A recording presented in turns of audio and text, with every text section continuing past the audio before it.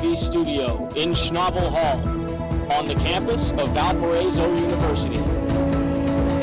This is The Shield on VUTV. And a good evening to you, Valpo. I'm Brendan Johnson, joined alongside Micah Topol, our Valpo Town Hall commentator, as well as Teddy Riethmeyer and Carlos Cabaya, to bring you Valpo Media's official election coverage this Election Day 2016. We have quite the tight race tonight across the nation. Polls have closed in a number of states so far, and we're going to bring you all the latest information as we bring it in here to Schnabel Hall. So we'll start off the show right now talking about some of the election up to this point so far. We've had a number of states close, but we really want to kind of just get an overview of what the election looks like so far. So guys, Carlos, well, maybe we can start with you. What is kind of right now, it's 8 o'clock here at Central Time. What do you see happening overall from the past of the election, and how do you think that's going to influence tonight's vote? Well, East Coast states have closed polls, and Trump is looking good right now, but it's still a very close election. Clinton is leading in Ohio and Michigan, but very tightly. Trump is leading in Virginia and Florida, which is a far lead, surprisingly, since he was projected not to win either states. I think it's going to be a very tight election, and I'm hoping for the best. As for the past, you know, the polls have shown that Hillary Clinton would win the election, and right now, it's still unknown. 538 showed that Trump only has about 30% of winning the election, and even though that's higher than Brexit and the Cubs World Series, it might be a chance for Trump to win the election. Okay. And I'm just going to offer that same question up to you, Teddy, our Democratic representative. What do you think so far? The election that's happened so far and things leading up, how do you think that's going to influence tonight's vote? Like just in general? Just in general. Okay, wow. All right. Well, I mean, there's a plethora of any combinations of what happened during the race that could impact tonight, and it's all going to do it, and that's the thing. You get 17 states just closed the polls at 7, so right now is when like things really start to like heat up. This is the moment. But I guess back to the more general part, I don't know, I'm like itching to get into like what already happened, like Indiana going Trump. But okay, so I don't even know. It's like anyone can speculate on that question at any time. I feel like there's just so many unheard of things that have happened in this election cycle that you have no way to predict. So I think I'm just going to watch the polls as they come in and then see how it goes. Sure. Yeah, speaking of Indiana, we do have some numbers of them from Indiana. It looks as though the county that Valpo is in, Porter County, yes, would be red or blue. So most of Northwest Indiana actually is fairly liberal. Yeah, near Chicago, and we've also kind of, was a little confusing because the state actually closed a little bit earlier, the rest of the state, and then here in Northwest Indiana and the southwest corner of Indiana actually closed an hour later. Right. So a lot of media networks have actually been reporting Indiana as completely closed, but they're kind of a little bit of an hour difference. But it looks like here on the map, mostly red, would you say? Yeah, 54% reporting. 59% of the overall votes thus far is for Donald Trump and 36% for Hillary Clinton. So. I don't think it's surprising. I mean, Todd Young, the Republican candidate for Senate, has won the election for the United States Senate. So. Projected. He's only 200,000 votes down at the moment. But okay. Indiana's definitely going Trump, though. It's overwhelmingly red, as it always is. Well, Mike Pence is from Indiana, and you think? I mean, do you think that would you think that would actually influence the outcome of the state substantially, the fact that Mike Pence? No, I can tell you that right now. No? Because it's been proven periodically or empirically throughout the years that I think because Kane was, he's from Virginia, which is a swing state in case people didn't know. And it's red right now. It's going to be blue. Virginia's a pretty easily blue state right now. Everyone knows that. It's red right now because if we want to get into this, when you talk about Virginia, you get the reasons up south, closer to D.C., and they vote later. Their polls close later because people are moving from D.C. to there. So you get the majority of counties in Virginia that are already red, and they go and vote first, and then you get the majority of people that are coming from D.C. that commute every day. They'll go to their polls, they'll vote, it'll go blue. It's going to go blue for Hillary. What else were we talking about before you said that? We were just talking about overwhelmingly, the different parts of Indiana. The vice presidential swing in the. Oh, okay, yeah. Yeah. So Tim Kaine, I think 538 said it was statistically like it would give Hillary a 0.5% boost just by putting a person on your ticket that's from a swing state. It's been like statistically proven in years that there's like absolutely no real push that you have to that, especially one that's going to overcome like a swing of a state that it's already going to. I mean, Indiana's not a swing state. I mean, it was last election cycle. Yeah, because in 2008 it actually voted for the Democratic, the Democratic ticket, right. And that was the first time it did so since like 1964, I believe. And then that North Carolina and Virginia did it as well. And then we saw in 2012, Mitt Romney regained the state. So I mean, right. Indiana, yeah. So I guess you could say Indiana really typically not a swing state, mostly Republican. And it'll be interesting to see as the polls continue to come in what that result is. I think they already called Indiana for Trump. Mm-hmm. Yeah, that's correct. Right. Okay. Yeah. So I don't believe that Virginia has been called yet, although 78% with 78% reporting, 50% of the votes are going toward Trump and 45% toward Clinton. So there is, with 78%, it's kind of hard to tell. News. So, yeah. all right, well, we're going to take a break right now. When we come back, we're going to talk a little bit more about the Indiana local elections that are happening right now. We have a fierce gubernatorial election happening right now in the state of Indiana, and also the state Senate race. We'll be back in just a couple of minutes.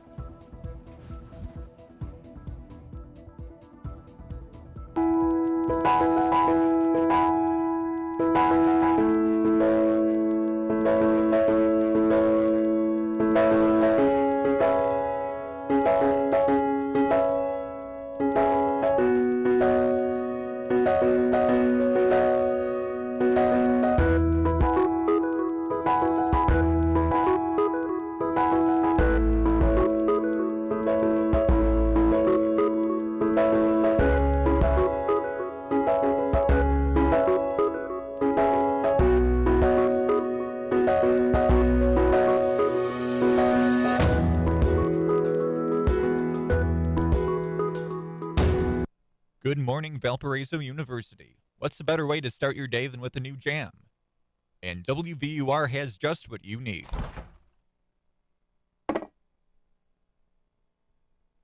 But if you close your eyes, does it almost feel like nothing changed at all? And if you close your eyes, does it...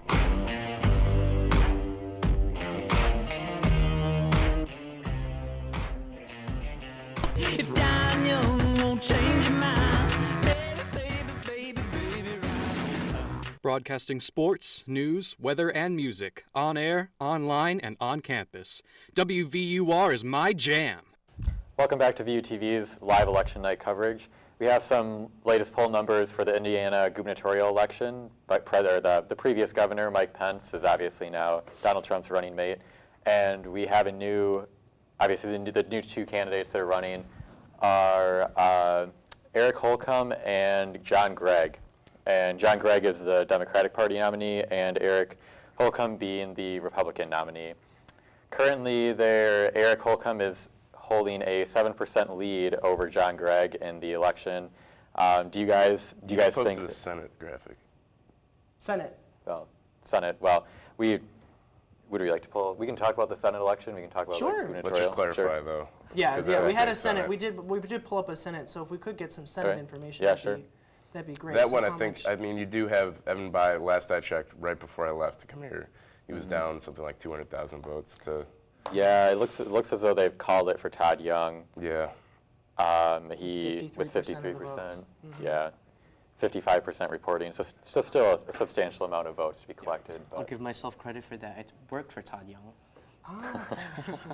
But let's focus also on the gubernatorial election that's actually happening right now. Pretty fierce, and how close would that appears to be right now? appears to be about 7% difference with 55% reporting in that election as well. 7% difference which way? 7% favoring Eric Holcomb. Okay. For the Republican slot. Does that surprise anybody here at this table? I mean, Or, it's going to be a really close race. It's kind of just surprising in general that we actually have a competitive gubernatorial race, or even had what people thought was going to be a competitive Senate race with Evan Bayh, because Indiana is typically your 3 red state. It's pretty odd for there to be a chance for your governor and 2 senators to be blue. So those hopes are kind of shot a little bit for me now at this point that Evan Bayh has gone down. I'm not super hopeful for John Gregg at this point, but you know, got to keep the faith. Sure. Yeah, I definitely agree with Teddy. I mean, if the vice president was a Republican and Trump has won Indiana, and Todd Young has won Indiana, I think Eric Holcomb has a very good chance, especially with the 7-point margin right now. Okay, all right. Yeah, definitely going to be an interesting race, especially here in Indiana, where we do have that governor's race, that state senate race, which is really important to Hoosiers. So interesting to see as the night goes on, but obviously fairly confident in the reporting so far, with a lot of the vote counted, and again leaning towards Eric Holcomb from the Republican Party, and then Todd Young for Senate. Let's get an update right now on elsewhere across the country with presidential polling. Are there any states, Micah, that are looking different that we have not mentioned so far? We haven't mentioned so far. Well, Ohio just turned red. Ohio That's turned very red. hopeful for the Republican ticket. And in our third half hour, we're actually going to be doing some battleground state analysis, how crucial these battleground states are for both candidates. Florida, a must for Donald Trump. If he has any hope of securing the presidency, has to achieve Florida. So that's going to be a real interesting state to watch. And of course, as they always say, Ohio, so goes Ohio, so goes the nation. That's going to be a state to watch this evening as well. And Arizona, and even New Hampshire. And I believe were we talking about Pennsylvania earlier? Pennsylvania is definitely going to go blue. Definitely blue. And Clinton won in Hillary Clinton. Rhode Island too, apparently. Okay. Yeah, That's 808. yep, she did. Okay. I don't know if we said that already. So any new states that are coming in now, I know a lot of the eastern coastline states have already begun to close. Well, there's Colorado, Missouri, and Illinois. And definitely, Illinois is definitely going to go blue historically. They called it for Illinois. Yeah, Projected 805. Okay. And I'm hearing now that we do have a graphic for the state of Indiana, so if we could throw that up real quick from our newsroom. Superintendent of Education have 55% reporting for the state. Seeing Holcomb there for 52%, Gregg for 44.8%. Superintendent of Education, no. That's actually our gubernatorial election. But Eric Holcomb definitely taking the lead right now with 54% of the state of Indiana reporting. Back to the presidential election, though, across some of the other states. You were just saying Colorado, some other states. In Colorado, Trump is surprisingly leading in right now. Colorado is very liberal, I should say, and it'd be very interesting if Trump wins Colorado. he's currently at a 3,000 vote lead, both tied at 46% right now. So that one's definitely pretty close. Those poll stations also closed fairly recently compared to some of the East Coast locations. So. Absolutely. And again, we want to keep it in the mindset here that 271, that is the magic number from the Electoral College. And so we were just talking about Colorado with their 9 electoral votes. And that's going to be, a state that Clinton is favored in. But as we were saying, it's kind of flipping back and forth, kind of to say. Florida, actually 29 electoral votes. Again, that's going to be a crucial state for Donald Trump this evening. He has to win that state. He really just does. And so I don't know if you guys wanted to just weigh in on that a little bit, if you have any kind of comment on the people of Florida and how they voted so far in this election. Well, the polls have been showing that Trump has a very, very small lead in Florida with the early voting, and I think he's going to carry Florida. I think Teddy might disagree with me on that, but I think that Donald Trump is going to carry Florida. Okay. Teddy? I mean, I guess it all comes down to like really guesswork at this point as far as Florida goes. I heard, I don't know if anyone had followed the Slate new project that they were doing as far as like they were keeping track of early voting and then trying to keep track of final vote counts. It was a pretty cool thing they partnered with. It was called Votecaster.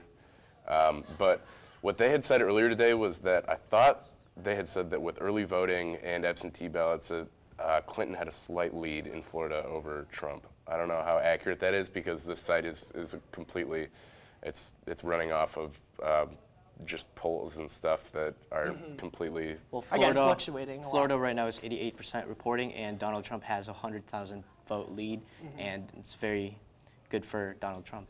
Yeah, yeah. Where else in the country? Micah's got our entire electoral map up on his laptop, so we're kind of continuously looking over to him for other states that may have been reporting and are pretty confident right now. So if you want to give us a rundown of the states that look the most confident in their projections so far. Yeah, New York pretty heavily favoring Clinton at this point, as well as Vermont and Massachusetts, Rhode Island, Delaware, the District of Columbia as well, and Illinois. Other states that are sort of barely favoring her at this point, too close to call, include New Mexico. That's a pretty recent one. Those poll locations closed fairly recently. And then also Missouri, Pennsylvania, Maine. I guess one interesting one on here that I guess noticed is I'm actually from Wisconsin, and I see that has a tint of red. Those locations though closed also very recently, and I think that'll probably be one of them where it just kind of goes in between the colors, sort of like Colorado has been doing. Colorado's currently light shade of red, but has been kind of going back and forth between red and blue periodically. It's going to be very interesting with how Wisconsin goes, because Wisconsin carries Speaker of the House, who's a Republican, and Paul Ryan, who has denounced somewhat Donald Trump, but I think that Donald Trump might win Wisconsin, and I'm very adamant about that. Okay, okay. I mean, if you actually, Wisconsin has been hugely anti-Trump as far as sentiment goes. He went on a couple of their talk shows with conservative radio hosts, and they just absolutely railed him. I don't know if anyone saw those or heard about those. I know I did when it was in the news. There were like 3 that just roasted him over and over and over again, and it kept going back like that. I don't think that, and even especially with the way that Paul Ryan's been treating Trump, I don't think there's really. I mean, it is a more conservative state, I would say, but I don't know. I think they might have a chance of going blue. I don't know. Trump did. Cruz was the one that won the GOP primary in Wisconsin. So. Right. From the start, I suppose people in Wisconsin generally haven't been the most favorable toward Trump. Right. Just looking. But will they be favorable to Hillary? That's the question. Also, interesting little tidbit that we got here. So Donald Trump thinks it's sad that former President George W. Bush didn't vote for him. He thinks it's extremely sad and that it was a horrible decision. And this is coming off of? This is coming off CBS News. They're doing live election updates to keep you up to date. So if you want to go check out some good sources they have by the minute as far as things come out. Sure, sure. And we are just getting word now from the Associated Press right now. They're giving us the latest information in the election here from Indianapolis. Republican prosecutor Curtis Hill from northern Indiana's Elkhart County has won Indiana's race for Attorney General. The 55-year-old Hill beat retired Lake County Circuit Court Judge Lorenzo Arredondo, and he's a 75-year-old Democrat. And the two men sought to succeed Attorney General Greg Zoller, and he did not seek a third term after losing May's Republican primary for a U.S. House seat. So again, just some little tidbits. Again, other elections going on here in the state of Indiana. We're going to try and keep you up to date with those, in addition to all the news that we have on the presidential election. We're going to take a short break right now. When we come back in the last half of this half hour, really, we're going to be taking a look at some of the other states through our graphic system and showing you what the polls are saying at this hour for the states that have been called so far. We'll see you in just a couple of minutes here.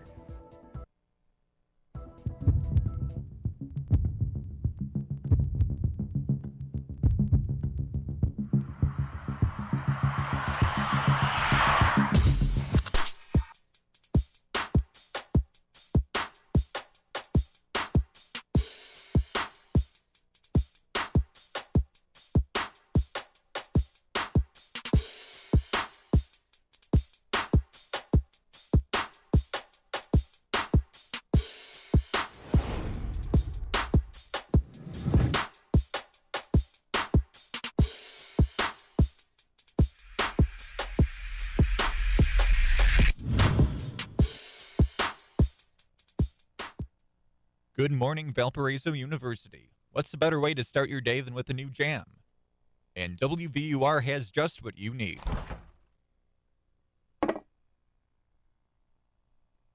But if you close your eyes, does it almost feel like nothing changed at all? And if you close your eyes, does it...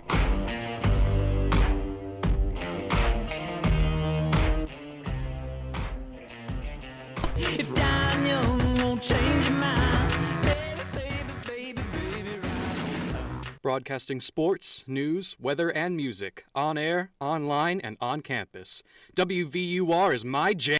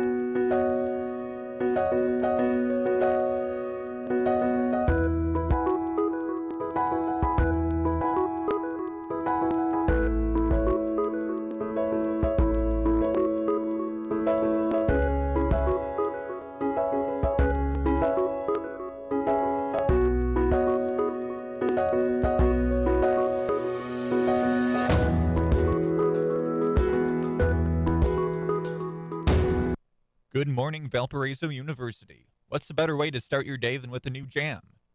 And WVUR has just what you need.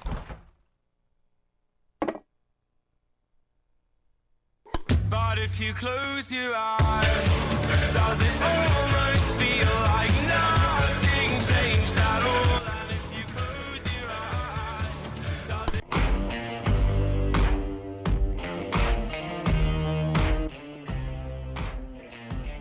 If dying young won't change your mind, baby, right. Broadcasting sports, news, weather, and music on air, online, and on campus. WVUR is my jam. And welcome back to Valpo Media's continuing coverage of Election Day 2016. We have some new information coming in at this hour. The state of Indiana's governor has just been called Holcomb. We're 58% of the voting population reporting, or 58% of the precincts reporting. Eric Holcomb is the new governor of the state of Indiana. And that's, any comment on that, guys? Carlos, Teddy. I don't think it's a surprise that Indiana went completely red this election. I think that with Trump carrying Indiana, with Todd Young carrying Indiana, that Eric Holcomb really didn't have a competition with Indiana as winning the election in the red ticket. Okay. Teddy? Yeah, I mean, I was just overly hopeful, I think, when it came down to me trying to actually think about John Gregg winning the election, and I was so hopeful for Indiana. After Bernie took the primary, I was like, you know what? There are young people out there, and they care about elections, and they're going to go out and vote, and they're going to realize that you can't have someone like Eric Holcomb as your governor and go forward as a nation, because it'll be another Pence. We're talking about Pence's lieutenant governor here. People, I'm just so disappointed. And again, that was a 52% lead for Eric Holcomb. About 45% that we last checked was for Gregg. So again, 58% of precincts reporting here in Indiana, where VUTV is pretty confident in projecting, and also just declaring, the state of Indiana declaring that Eric Holcomb winning that gubernatorial election. We now have an update on the national map we want to take you through right now, if we can bring that up, just to show you what the national map looks like. A lot of the center portion of the country, any states that you see in dark colors with blue or red, those are states that have been called at this hour. So New York, Vermont, Massachusetts, Maryland, New Jersey, and the state of Illinois called for Hillary Clinton at this hour. Some other states there for 97 of the electoral votes so far at this hour. Trump at 128. You can see those states that are in dark red, stretching from North Dakota down to Texas, across the Ohio River Valley there, Kentucky, Tennessee, even here in Indiana, all voting or being called in favor of Donald Trump. The states that are not darkened in, those states have yet to be called. So we have Colorado, Arizona, California. Again, a lot of electoral votes. California with the most electoral votes in the country, with 55 of those. Traditionally a Democratic state, the state with the most electoral votes going, usually with throughout the last several elections, going to the Democratic nominee, or Democratic, nominee for president. So we're also getting some new information about the Indiana House for District 1 here in the state of Indiana. Peter Visklosky, 82%, with 60% of the precincts reporting, has been elected as a representative for the House, District 1. That was a race against Donna Dunn, only getting 18% of the vote at this hour. That's our district, by the way. Yes, District 1 here in Porter County. I don't know if you guys have any comments on that real quick. Otherwise, we can go directly to the state map and kind of just talk about the states that have already been declared. Do you guys have anything on District 1 here in Indiana, Porter County? No, there's not much to say other than Pete's been doing a great job for multiple years supporting the steel industry and being a really great advocate for Northwest Indiana in Congress. So I'm glad he's got it. Yeah. Carlos? I'm not really familiar with Pete's seat. This is not my home state, not my home district, and I'm not familiar with his work.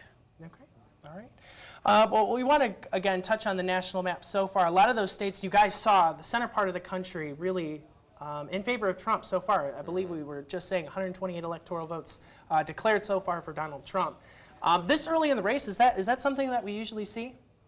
Yeah, I mean, you look at the majority of those states, they're pretty conservative states. They're all projected by most major news outlets to actually go red. So you look at like the belt that you've got going down through the center right now from Texas up to, what is that, North Dakota? And we can actually bring that graphic up once more just to show people what we are talking about.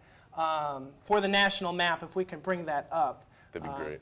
And we can talk about what you're talking about, that center belt. So you got North Dakota down to Texas there. Those are all consistently Republican states. They always go Republican. And then you got the South down there through Alabama. Georgia is going to be an interesting one this year, actually, which it hasn't been in contention in the past few years. But people are starting to say nowadays that it might actually go and swing towards Clinton. But it's looking interesting. But back to what I was saying, these are all pretty conservative states. They're all very solid conservative states. It's going to be the swing states and the rest you see up there that will really make the difference here, though.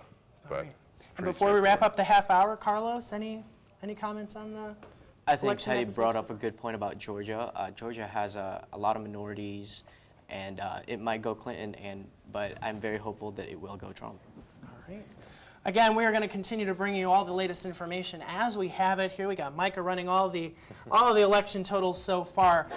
For the next half hour, when we come back, we're actually going to have a look at what's happening behind the scenes here in Schnabel Hall, as well as how we're getting you the information throughout tonight.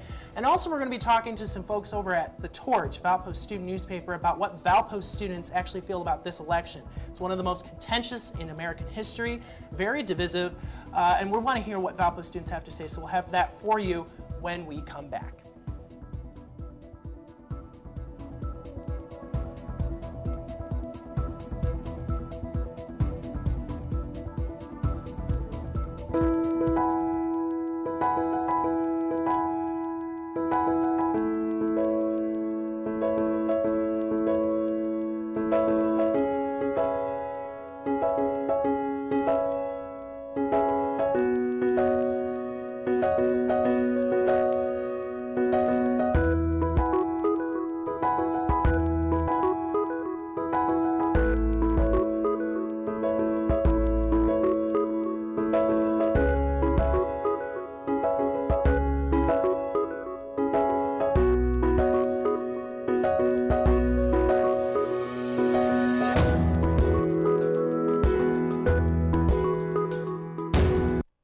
Good morning, Valparaiso University. What's a better way to start your day than with a new jam?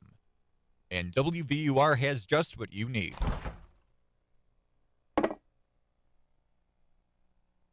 But if you close your eyes, does it almost feel like nothing changed at all? And if you close your eyes, does it...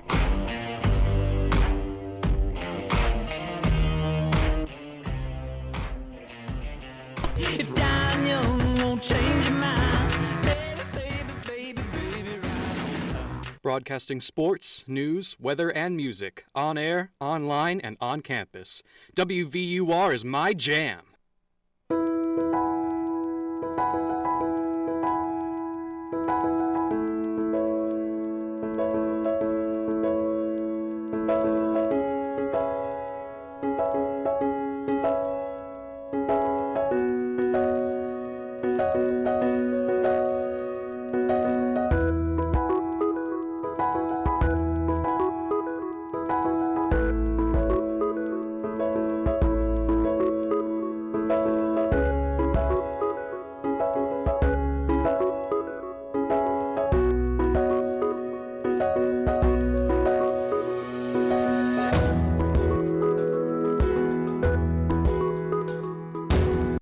Good morning, Valparaiso University. What's a better way to start your day than with a new jam? And WVUR has just what you need.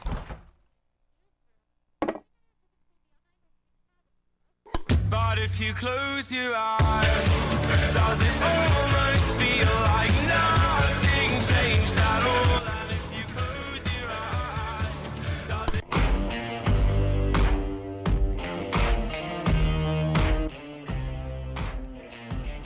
If dying young won't change your mind, baby, baby, baby, baby, right. Broadcasting sports, news, weather, and music on air, online, and on campus. WVUR is my jam.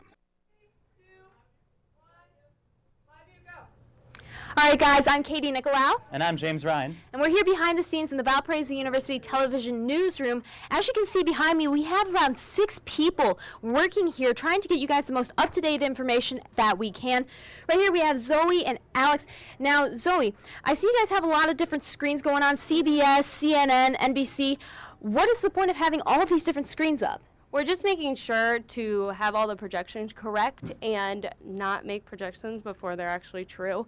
So right now we have Google on my computer, and this one's a good one. It's not always correct, but sometimes it's mostly correct. And then we have all the actual news channels up to listen and to look at what they're sharing. Nice. And is there any one channel that you guys are paying particular attention to? Right now, I'm kind of looking closely to CNN, just because they have all the key states and that kind of thing. Awesome. Well, James, do you see anything of interest over here at this desk? Yes. One thing that is of interest is that at this point, hours have passed since the last polls have closed on the East Coast, and yet not a single battleground state has been called yet. Right now on CNN, we have Pennsylvania going. However, it has not yet been called. We're waiting for more counties in Trump-supporting rural areas to come in, and that is true as well in Florida, where it has been a very tight race, and they might even have to go into the absentee votes until we get a final answer. Fantastic. All right, well, we also have Zach over here. Now, what are you looking at in regards to all these different monitors that are out here? So the main thing we're watching for right now is some of the key states that are highlighted in the yellow here, mainly Michigan and Ohio. Those still haven't been quite decided, and those are very crucial states in deciding who will end up winning the overall election. Oh, fantastic. Well, thank you very much. Now, we also have different people working on not just looking at the amount of votes that are coming in and the different television networks. We have people working on graphics as well. Now, with myself and James, we're both news meteorologists, so we are very familiar with this station over here. This is our Max system. It's where we create graphics. And right here we have Jake and Max. Now, what are you guys doing right as of now? So right now we are actually live making the graphics as the data comes in. Right now I'm working on some of the swing state graphics, if you will. So earlier we made the graphics for Indiana, such as governor and the senator race, and then also the presidential, the national map that you saw earlier. I made that as well. Fantastic. And how hard is it to make these different graphics? They all look relatively similar, but how much do you really have to tweak? It takes a little bit of tweaking. This is the most stressed I've ever been making graphics, but yeah, it's going well so far. Awesome. And you're also a meteorologist here. How different is it making graphics for the election than it is for, say, a weather broadcast? It's a little bit different in the fact that you just constantly have to keep updating it. You know, with your weather forecasts, you kind of put the numbers in and you go with it. But this, you just have to constantly update it, and it's kind of very hectic at the moment. All right. Well, it looks like you're doing a great job. We've been loving seeing your statistics on screen. And here we also have Max. Now, Max, what are you exactly doing here? So I'm kind of going through and seeing which states have been called. So I've been kind of searching the different sites. So on my computer, I have my two main sites that I'm using right now are the New York Times and CNN. Both those are very reputable sources. I've also been checking with the AP. And occasionally, I'll kind of sprint out of this office and go run down to the Torch, where we have our friends from the Torch. It's kind of a media collaborative event tonight. So we've been working with them quite a bit with double checking facts. So we checked on like the Indiana governor race. I went down there to double check that we can make that projection, and just making sure that our projections are really accurate and make sure they're not really making any mistakes. And then also I'm kind of cross-checking, so I'm helping out with Jake with helping out with getting the different information being input into the system so that we can have the right percentages being put up. And then as soon as we find out more information about especially some of the key battleground states, we want to make sure we keep on updating those percentages and find out who is currently winning and kind of see how many of the precincts are reporting. Awesome. Are there any states you're paying particular interest to as of right now? So as of right now, we're getting New Hampshire ready. So it's kind of been a struggle tonight. So it's pretty close over New Hampshire. We've just been watching that. Just a few minutes ago, I'm kind of looking at Louisiana right now. Some of the sites are projecting that right now. So I'm just kind of cross-checking with that to make sure that we'd be able to make that projection. And I'm just watching the current Electoral College vote count right now as well.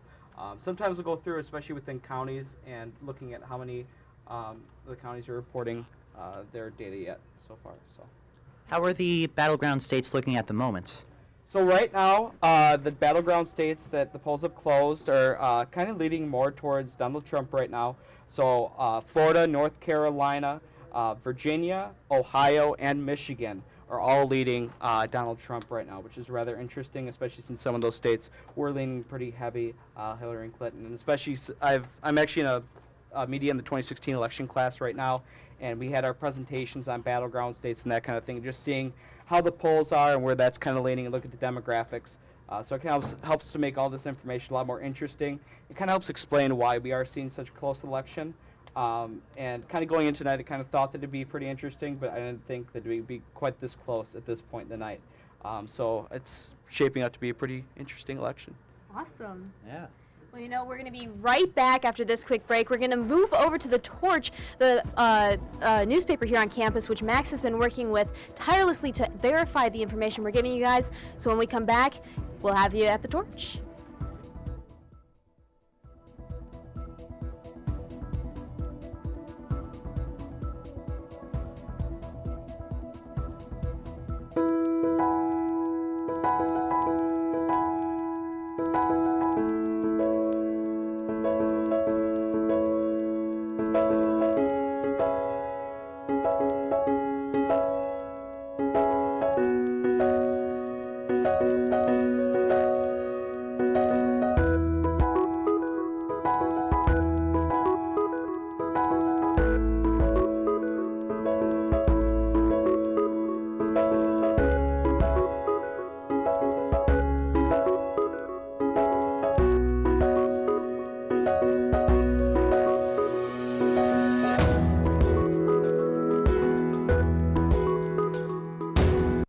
Good morning, Valparaiso University. What's a better way to start your day than with a new jam? And WVUR has just what you need.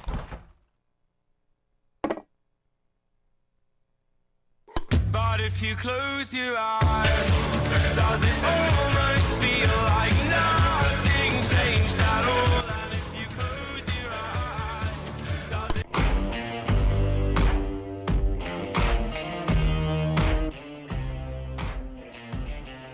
If dying young won't change your mind, baby, baby, baby, baby, right now. Broadcasting sports, news, weather, and music on air, online, and on campus. WVUR is my jam.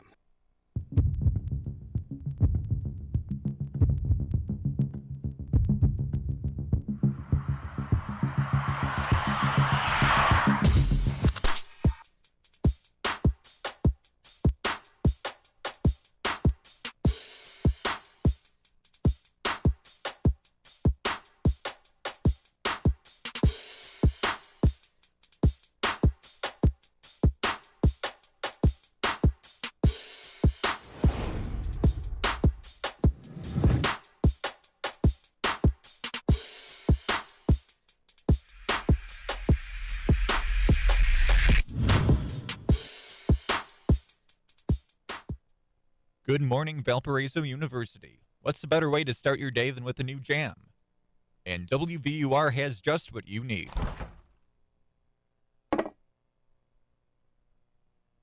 But if you close your eyes, does it almost feel like nothing changed at all? And if you close your eyes, does it?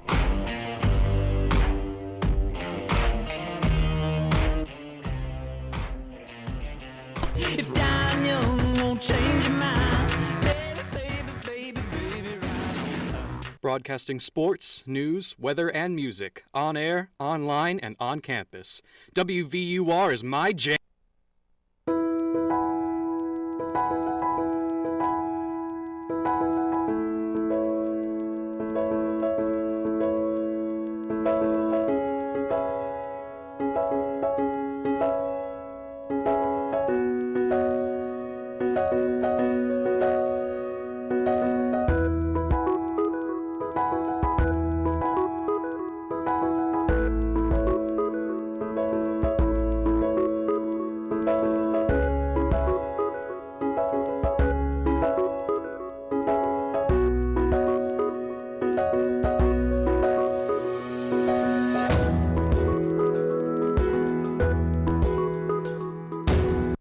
Good morning, Valparaiso University. What's the better way to start your day than with a new jam? And WVUR has just what you need.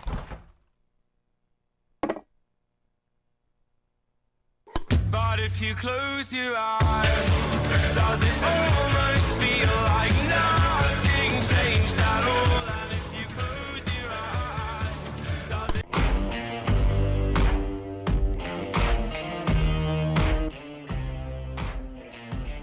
If dying young won't change your mind, baby, baby, baby, baby, right now. Broadcasting sports, news, weather, and music on air, online, and on campus. WVUR is my jam.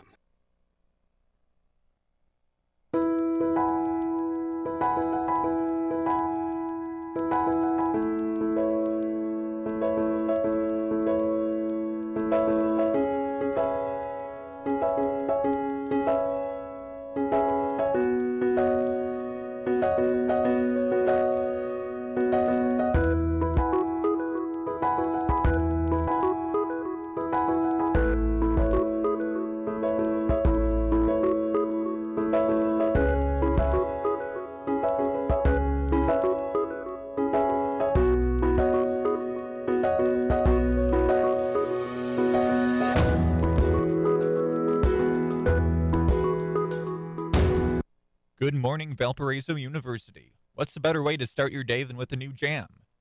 And WVUR has just what you need.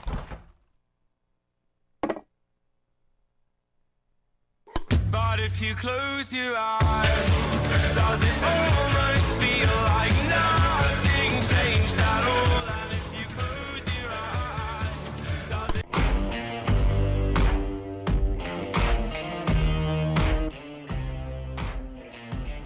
If dying young won't change your mind, baby, baby, baby, baby, right now. Broadcasting sports, news, weather, and music on air, online, and on campus. WVUR is my jam. Welcome back to VUTV's election night coverage. We're moving on to the next segment. We're going to talk about the media's coverage beyond VUTV of this election so far. So I think, Carlos, we started off with you last time. So Teddy, do you have any just general comments about the media coverage? Yeah, I guess when it comes to media coverage, I don't know all right, so when it comes to media coverage, I mean, this election, it was pretty much unprecedented as far as media goes because there hadn't really been such a large role to play, at least in my eyes, as far as like social media and online media goes. Because the last election cycles was heating up, but then this time I feel like millennials really we started to get into our groove as far as social media goes and our usage of online networks and stuff. So I think it really changed kind of the whole system of how elections are going to run from now on. Like I mean, especially right now, like I'm looking at Google and getting my election results instantly rather than having to go to a television and look. Like, I mean, if I were a person out there right now, I wouldn't be watching this broadcast. I'd be doing it on my computer while I'm watching some movies online or something. No, I'm kidding. Keep watching, folks. But it's been an interesting election cycle for media. Yeah, true. Carlos, do you have anything to add to that? I think I disagree with Teddy with the media not playing a big role. I think the media has been playing a huge role in the election. And hey, I never said that. I never said they weren't playing a big role. Oh, well, social media has also played a big role with millennials, as Teddy put it, getting the groove on how to figure out what's going on. And there's a very big divide with Trump and Clinton when it comes to the social media. And I think that in the future, elections are going to be very predictable when you look at how social media is reacting. Definitely. Yeah, for sure. Should we talk a little bit more? I mean, I was going to talk a little bit more about mainstream media. When you talk about like some of the accusations that Donald Trump has leveled against some pretty mainstream sources these days, like New York Times especially, after they came out against him and published an editorial for him mocking that reporter, I believe that was when he came out against them. So we've had just a lot of contention here because it's been a crazy election. There's been no real standard for this one because we've never had a presidential candidate like Donald Trump who walks out on a stage and starts insulting the next 5 people he sees. Like that isn't a thing we've encountered before. So I don't know. It's been all over the place as far as media goes. Do you have anything else to add, or if not, we can move on to Brendan's coverage of the. I think we should move on to Brendan's coverage. So we've got a update on the electoral map. Actually, quite a few states are still in question, including Colorado, New Mexico. Wisconsin was to blue after being red, and now they're back to red again. A lot of low reporting numbers though at this point. So, although for more information on that, we're actually going to go over to the green screen, usually used for meteorology graphics, but now we're going to be using it for weather coverage tonight with Brendan Johnson. Yeah, guys, and you guys were talking about media a little bit. Tonight's production has really just been a media convergence festival here. We got some great partners over at the Torch doing a lot of research in the Torch office. And of course, can't forget about our partners over at WVUR. I've been cutting in during our commercial breaks and giving a little bit of information there. So I want to give a quick shout out to Michaela Doyle, General Manager, and I think her friend's name's Elena in there for the news staff, who's been helping out in there as well. So we're really just pulling together here, pulling all this information for you. I want to show you, Jake and Max have actually updated our electoral college map right now. And like you said, yes, this is usually used for weather, but we're actually going to take advantage of this and actually show you what the national picture looks like right now. This is updated from what we showed you earlier. Right now, Donald Trump with 106 electoral votes so far. These red states, blue states that are colored in completely, those are states that have been declared so far confident throughout majority of the networks, as well as the states themselves, that these are states confident to declare for each of the candidates. States, of course, shaded in blue are for Hillary Clinton, and then any of the states that you see here that are not shaded in, that kind of look almost purple, if you will, those are states that have yet to be called. Of course, we're keeping an eye on California. 55 electoral votes usually goes to the Democratic nominee for president. That's been a historical pattern. By 1 a.m. Eastern time, that's when the entire country will have voted. The last people to vote, people of the Aleutian Islands in Alaska, about 1 a.m. Eastern Time. That's when those polls will close. So as we were talking a little bit earlier, we have the central part of the country here, this belt extending down from North Dakota all the way to Texas, across the Ohio River Valley, got Kentucky, West Virginia, and of here in the state of Indiana, all voting and all declaring for Donald Trump. Illinois, a pretty liberal state here, votes usually Democratic. For those of us who are from Cook County, usually carries the majority of the vote. That's where the population of Illinois is concentrated. And if I step off a little bit here so you can kind of see the East Coast, New York, Vermont, and even Massachusetts going for Hillary Clinton. So guys, I don't know, right now Hillary is at 104 electoral votes. Again, 271, that's the magic number. So I'll throw it back over the desk. The guys can chat about the new updates that have happened so far in the country. Yeah, we've definitely, Carlos and I were just looking at Virginia when Brennan was talking over there, and we definitely have very, very close numbers. 48% Donald Trump, 47% Hillary Clinton, and that's a difference of approximately 12,000 votes at this point, with 90% reporting, and that's definitely very, very close. So with more, well, we'll come back with more information on that actually after this break, so we hope you keep joining us.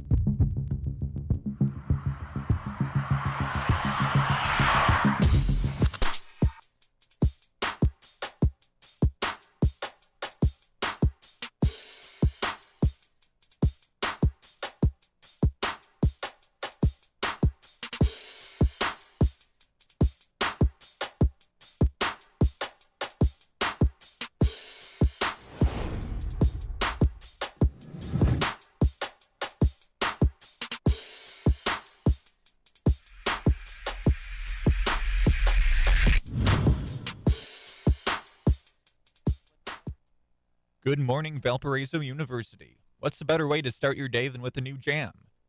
And WVUR has just what you need.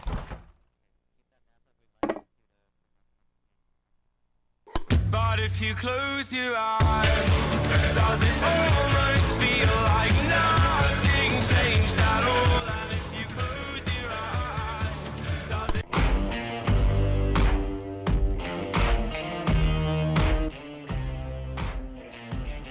If dying young won't change your mind, baby, baby, baby, baby, right. Broadcasting sports, news, weather, and music on air, online, and on campus. WVUR is my jam. So welcome back to Valpo's election night coverage here at VUTV. We definitely have some, I guess none of the swing states at this point, just looking over the map, are called. There's a lot of still ambiguity in that point at this point in time. A lot of those states are the ones that will change the election. But actually, to go over those more in depth, we'll go back to Brennan Johnson over at the green screen. Thanks, Mike. We actually have a couple states right now that we are reporting right now for the battleground states. This is what's happening right now in the state of Florida. Looks like we got about 94% precincts reporting. Donald Trump in the lead here. If I can read that correctly, it is a little bit hard to read. Is that a 49.2%? Maybe the folks in the back can confirm that for me. And then 47.7% there for Clinton. So a couple percentage points is the difference here. And this, again, is a crucial state for Donald Trump. This is a must for the Republican nominee for president that he must take. The next state, if we can bring that up, if I remember correctly, was Nevada, I think, is what we had next. We had two states up on the docket here. But before we get to that, maybe you guys want to comment how important the state of Florida is and what that's looking like for Donald Trump.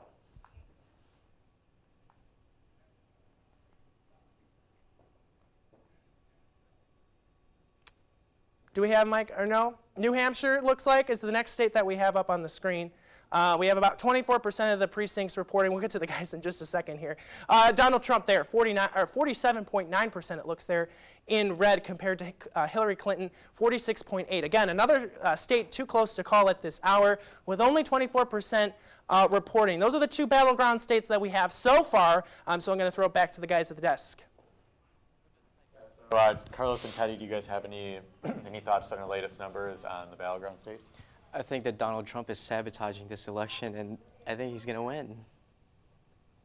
Well, I wouldn't call that sabotage exactly. I mean, that's kind of the point of it. But, I mean, I don't think Donald Trump's got a shot in any capacity at all whatsoever. Well, he's leading the battleground states as of right now with You a might be majority leading the battleground reporting. states, but, like, I mean, we got a lot of time to go still as far as polls coming in and people finishing up tallies. Like, especially when it comes to the actual way that they tally votes. Like, if you have a state with a large metropolitan center, it's going to take longer to tally those ones up.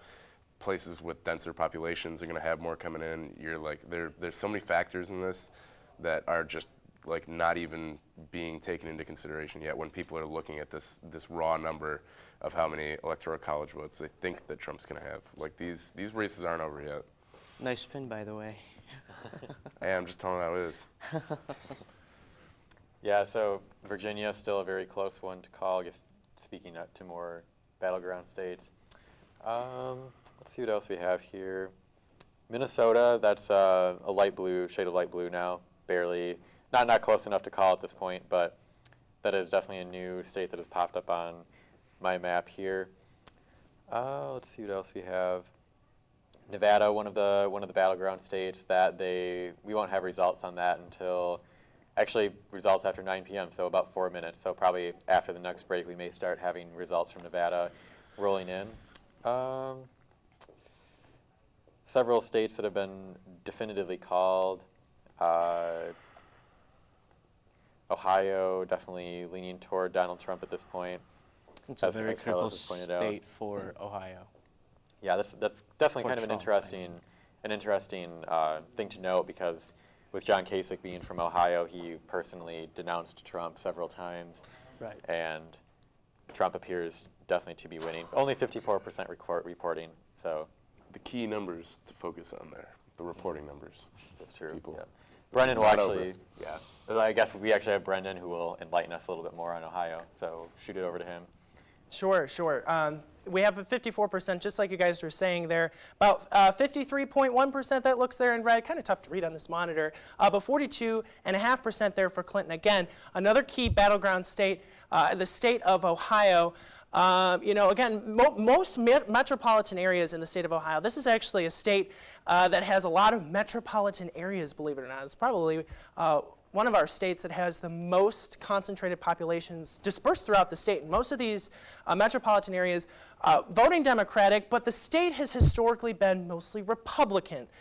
So that's why the state's always in contention, especially throughout the 2012 election as well as the 2008 election as well. Ohio, they say, what goes Ohio, so goes the nation. So this is definitely a state that we will be keeping an eye on. I'm not sure if we have another graphic here. I want to say we had another battleground state, if I am correct. If we can flip to that. And if not, you know what, we're going to head back to the desk, guys. So yeah, 54% reporting here. Right now, Trump in the lead. So guys, something to digest here just before 9 o'clock. So we've also got one of the states that we haven't talked much about lately tonight is Michigan. They only do have 18% reporting. However, there's a slight lean toward Donald Trump at this point. Do you guys have any thoughts on why Michigan would lean one way or the other?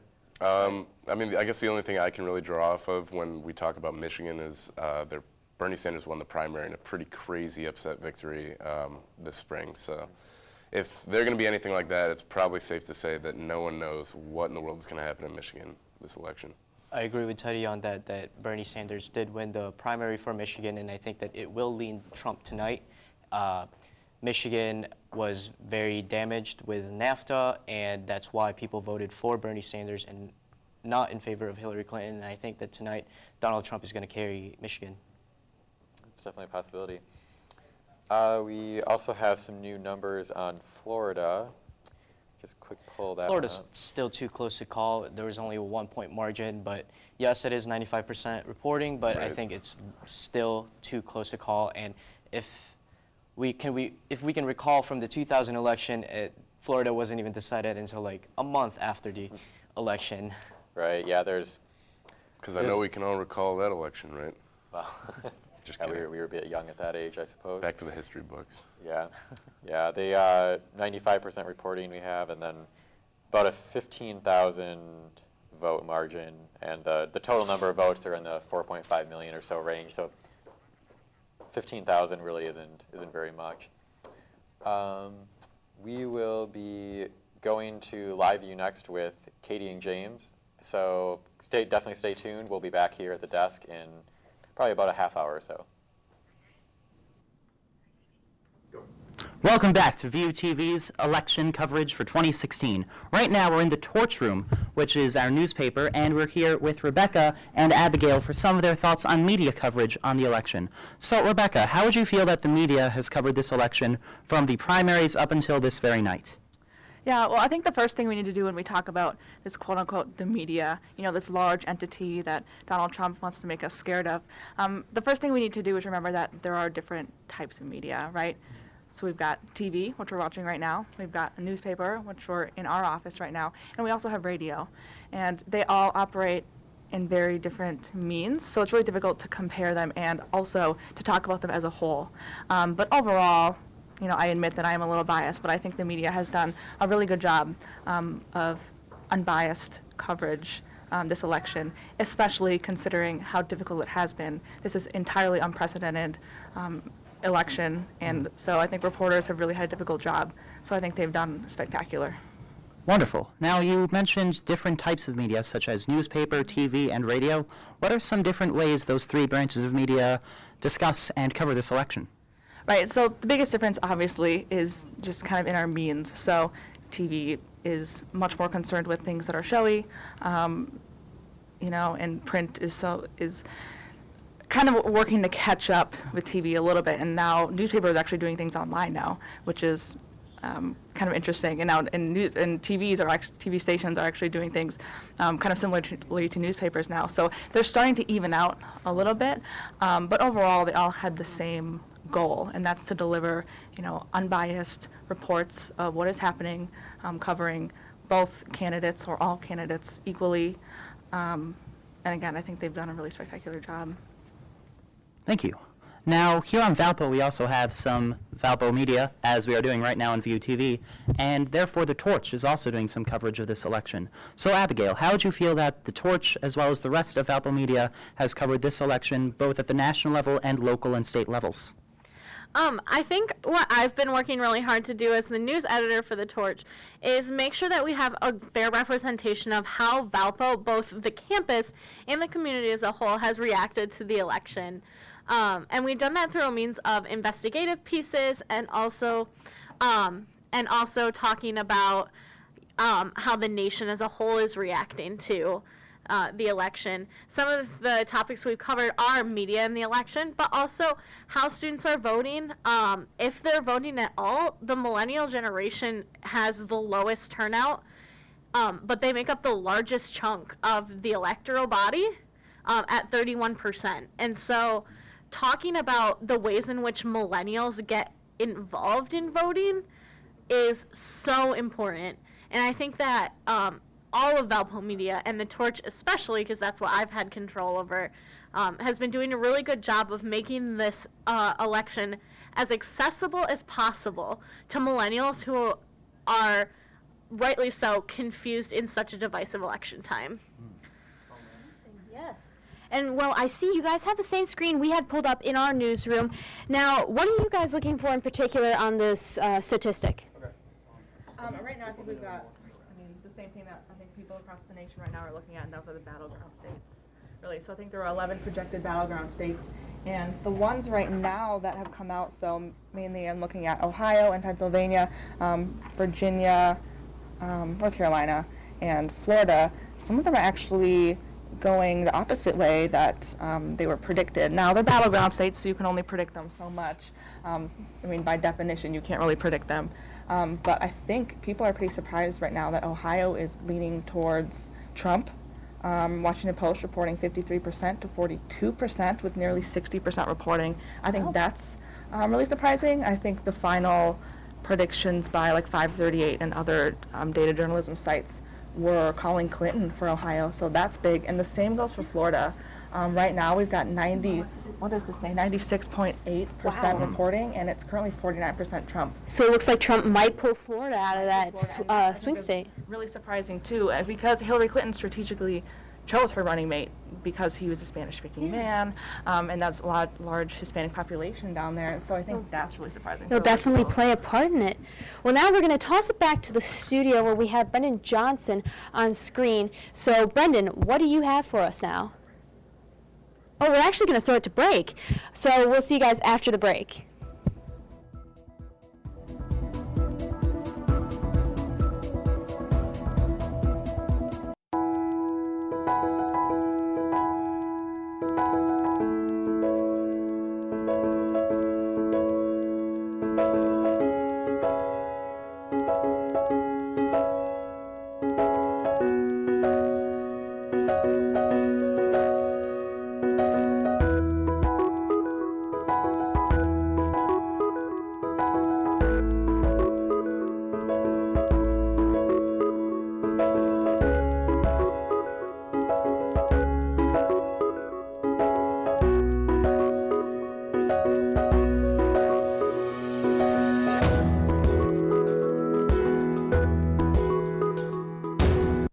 Good morning, Valparaiso University. What's a better way to start your day than with a new jam?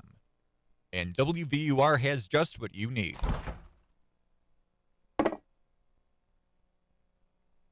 But if you close your eyes, does it almost feel like nothing changed at all? And if you close your eyes, does it...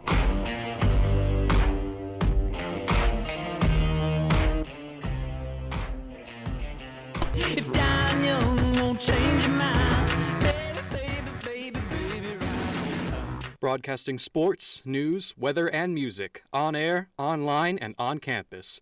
WVUR is my.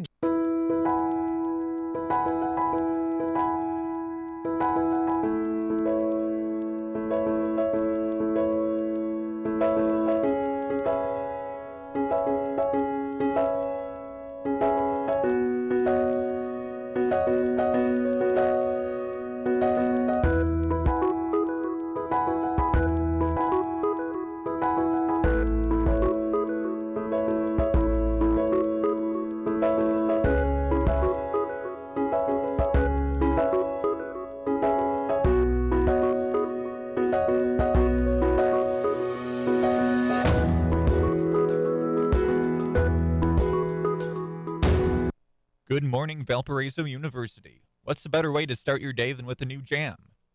And WVUR has just what you need.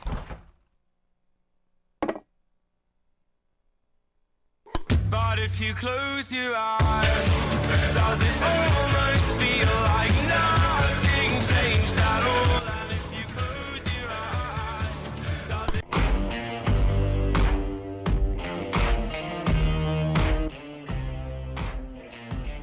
If dying young won't change your mind, baby, baby, baby, baby, right. Broadcasting sports, news, weather, and music on air, online, and on campus.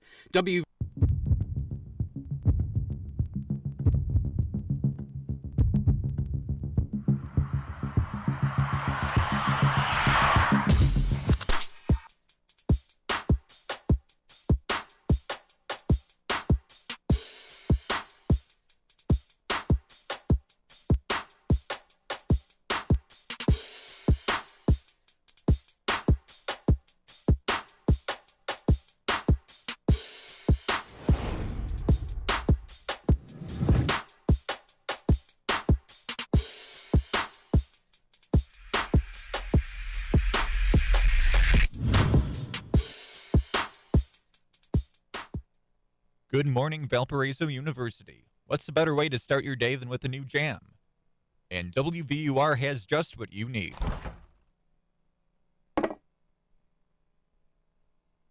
But if you close your eyes, does it almost feel like nothing changed at all? And if you close your eyes, does it...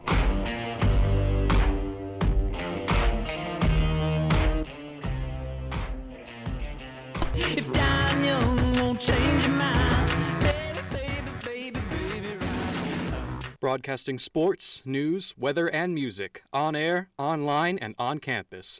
WVUR is my... Hi, welcome back to VUTV's live election coverage.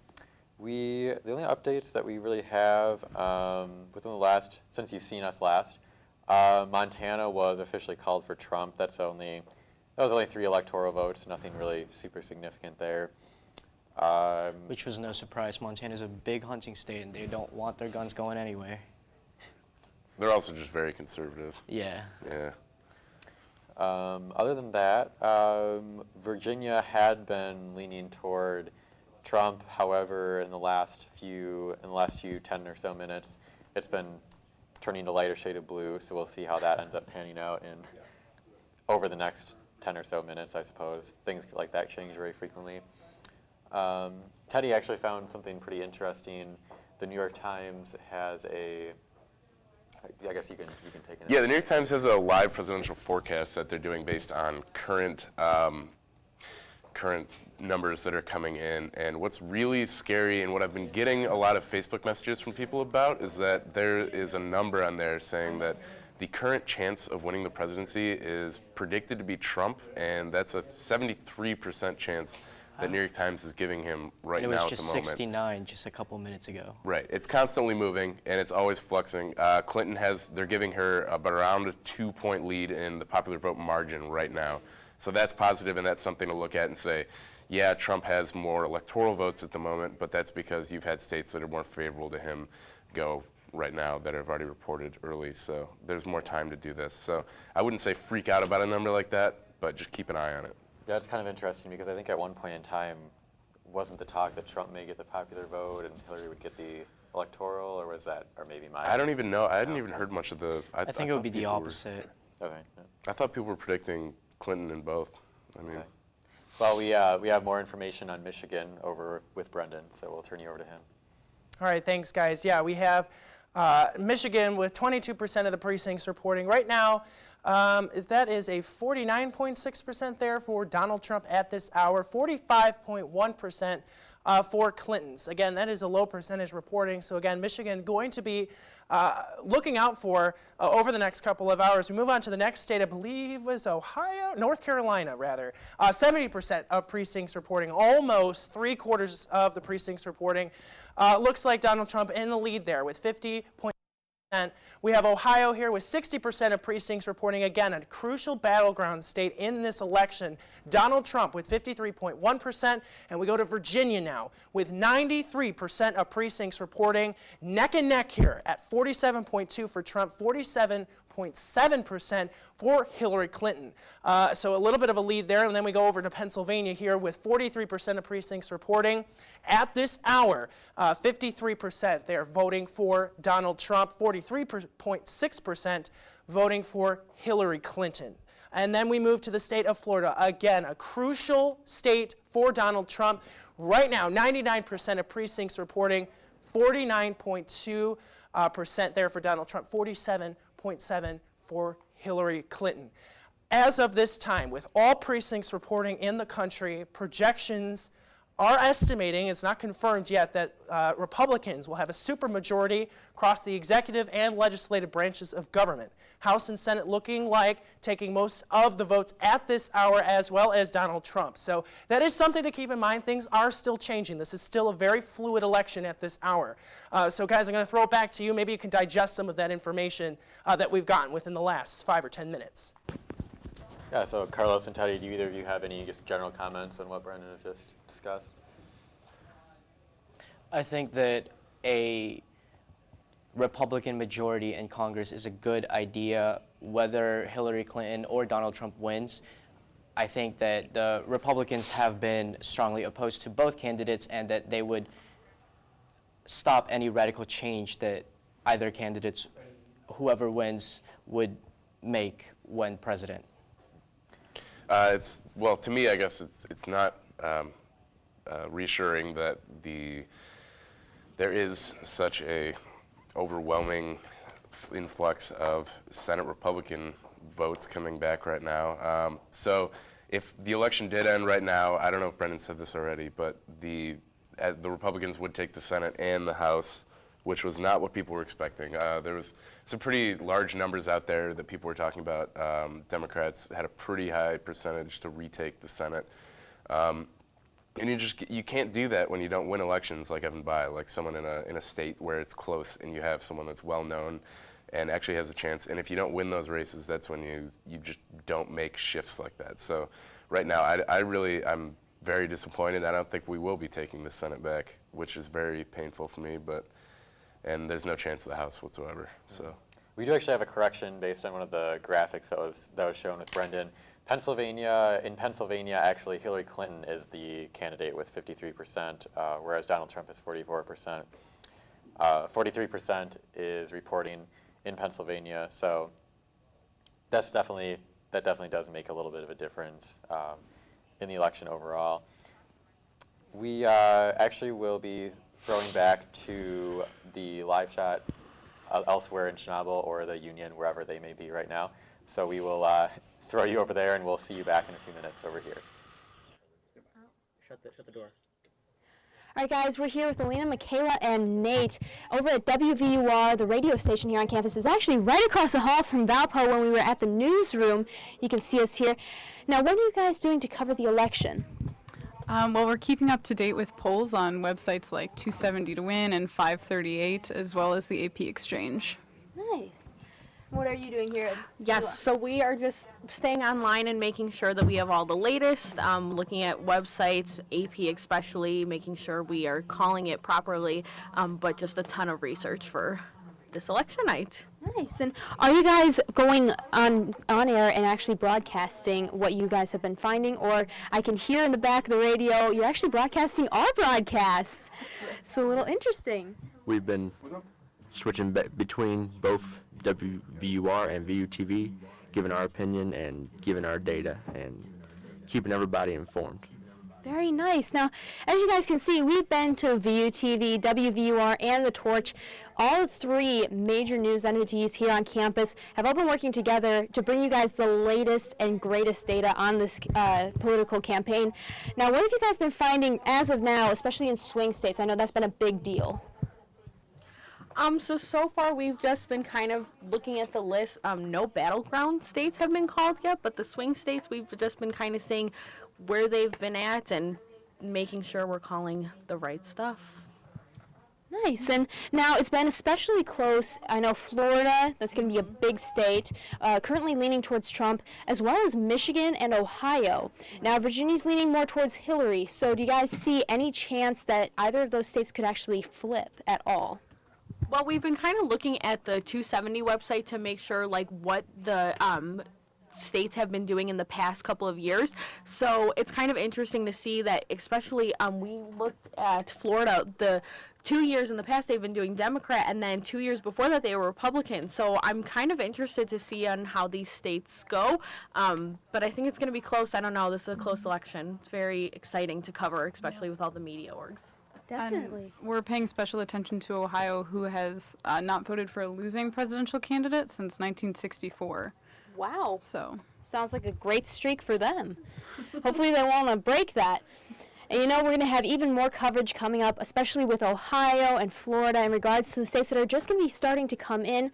We're going to toss it to a break real quick, and we'll be right back.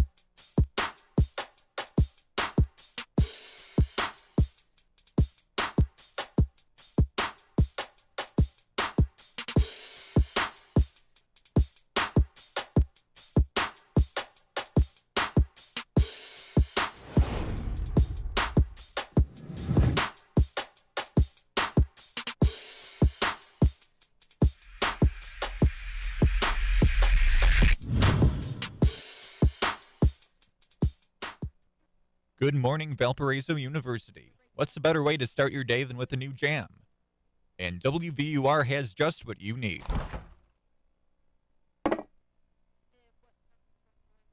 But But if you close your eyes, does it almost feel like nothing changed at all? And if you close your eyes, does it...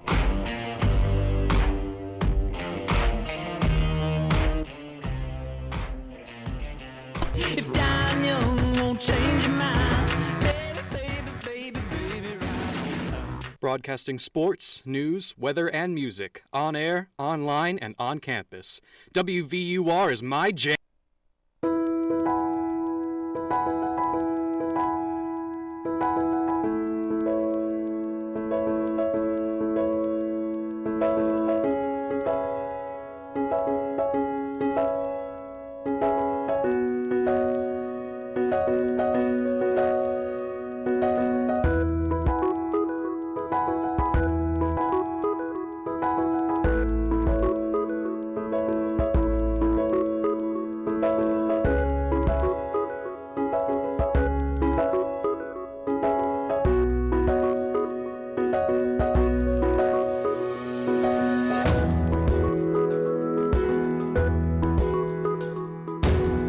Good morning, Valparaiso University. What's a better way to start your day than with a new jam? And WVUR has just what you need.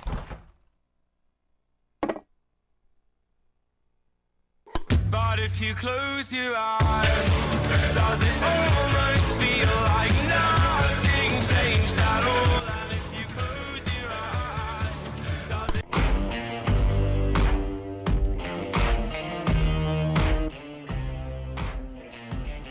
If dying young won't change your mind, baby, baby, baby, baby, right now. Broadcasting sports, news, weather, and music on air, online, and on campus. WVUR is my jam. Hi, and welcome back to Valpo's live coverage of election night. We have a couple updates for you here.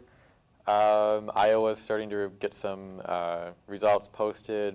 Wisconsin is picking up more toward Hillary's favor. They were really leaning toward Trump at the beginning when results first started rolling in. However, now they're Hillary's numbers are picking up quite a bit since the beginning.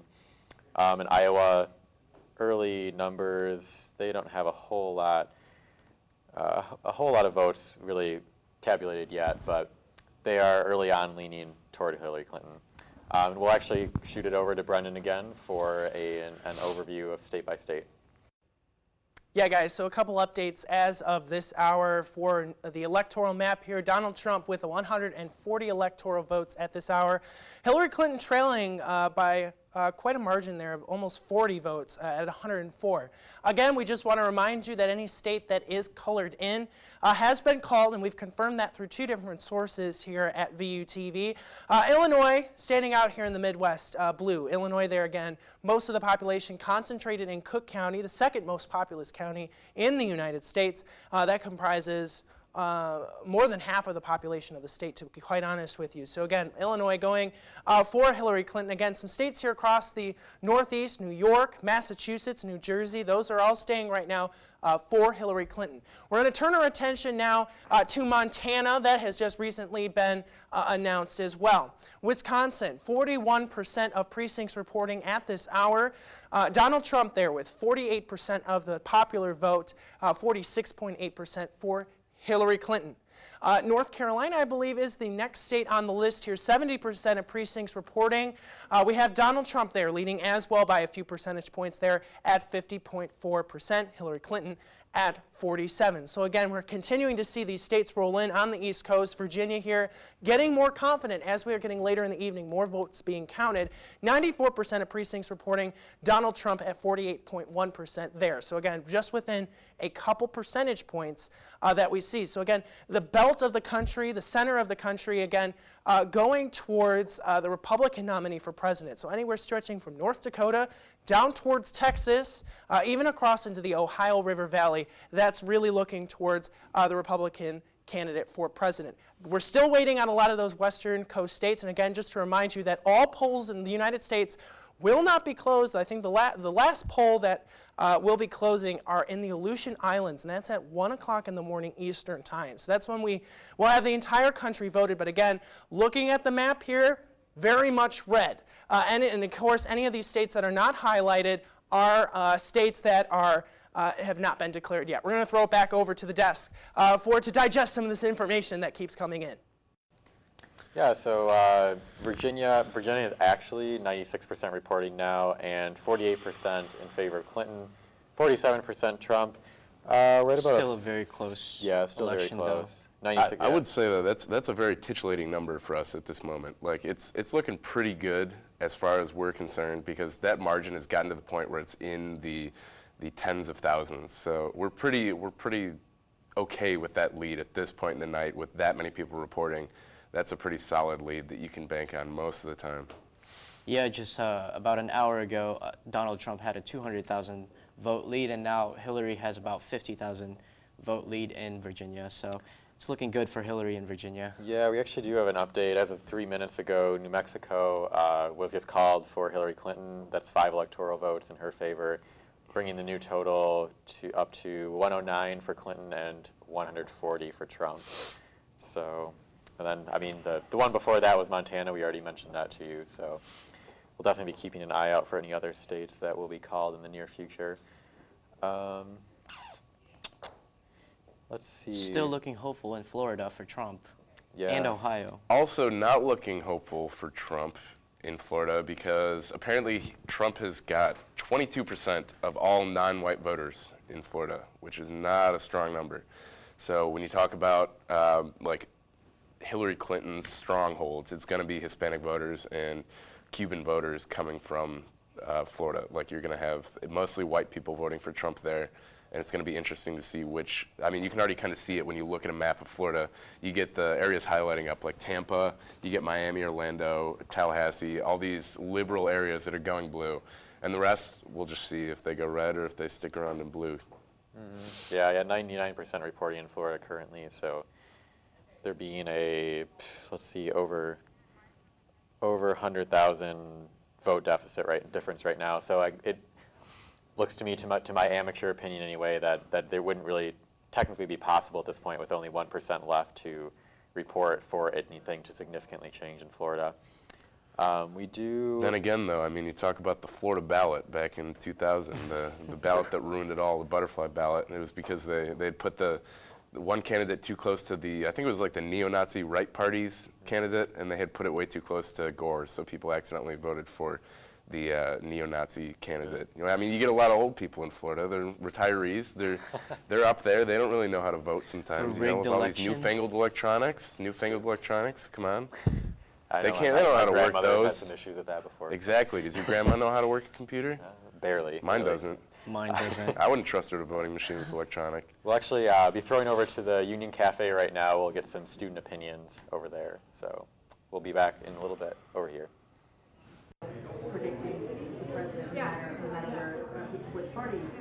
Where if Trump wins, the world is going to burn. I hope you got that on audio. This isn't the kind of burn that I wanted. Same. So we're actually looking, welcome back to the desk over here. We're having some technical issues over with the cafe, so we'll be going a little bit more in depth over here. Latest information on Michigan, actually. Up to 29% reporting, still in favor of Donald Trump, 50% to 45%. And I think that the media is about to call it in favor of Donald Trump, and I wouldn't be surprised. I mean, Donald Trump did win the primary for the Republicans, and Clinton lost the primary in Michigan for the Democrats. And with NAFTA, I think that Michigan, for the first time in a little while, that Michigan goes red for the presidential election. And it's an interesting one. I don't know if it directly relates to NAFTA, just because NAFTA's always out there. But we're going to throw it up to Brendan. I'll finish that point at some other time. Here you go, Brendan. Thanks, Teddy. We just wanted to let everybody know that the state of Missouri has been called at this hour for Donald Trump. That brings Donald to 150 electoral votes at this hour. Hillary Clinton there at 109. And we are also mentioning earlier, within the last time that I've been here on the wall, that New Mexico has also been declared in favor of Hillary Clinton. We still have a lot of states to go here, especially here on the West Coast. Even noticing some states here across the Midwest. Right now in the Midwest, Illinois, the only state going towards Hillary Clinton. Again, that is mostly the Chicagoland area of Cook County, the second most populous county in the United States. You'll notice here California, 55 electoral votes. That's typically for the Democratic nominee. Historically, we are still waiting to have California declare at this hour. Alaska, like I said, mentioned before, the Aleutian Islands, those are going to be the last folks to vote in the United States. That's going to happen around 1 a.m. Eastern Time, midnight, here in Valparaiso. So again, most of the states here across the center part of the country, all in favor of Donald Trump getting the popular vote there. So it's wrapping up here to be an interesting election. Again, still fluid at this hour. Things are still changing. Numbers and polling information still coming in. We're still waiting on official projections down in Florida. Going to be a crucial state for Donald Trump and even the state of Georgia. So we'll see that in a couple of minutes. When we come back, we're going to see if we can get into the Union, see if we can get some Valparaiso University students' perspective on the election. We'll have Katie Nicolau and James Ryan in the Union. Stick with us.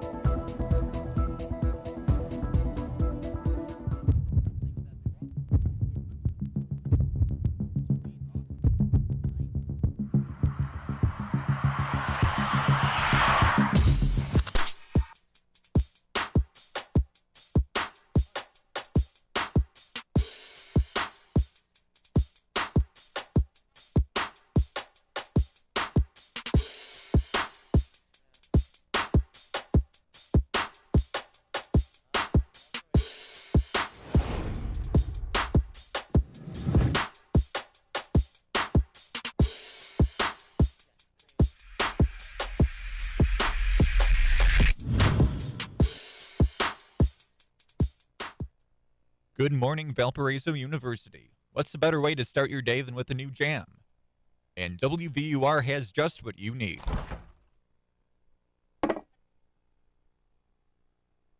But if you close your eyes, does it almost feel like nothing changed at all? And if you close your eyes, does it...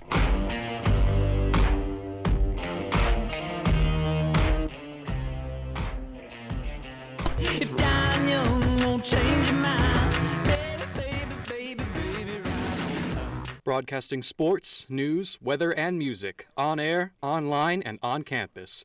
WVUR is my jam.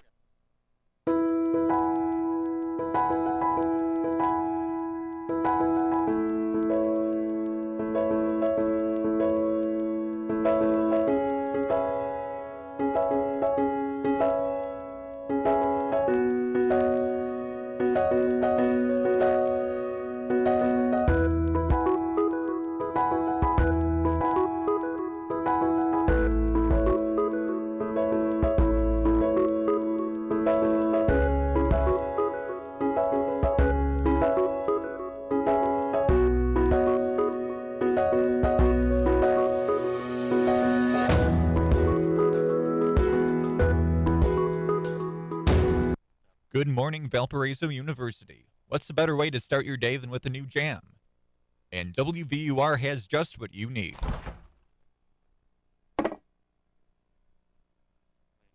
But if you close your eyes, does it almost feel like nothing changed at all? And if you close your eyes, does it...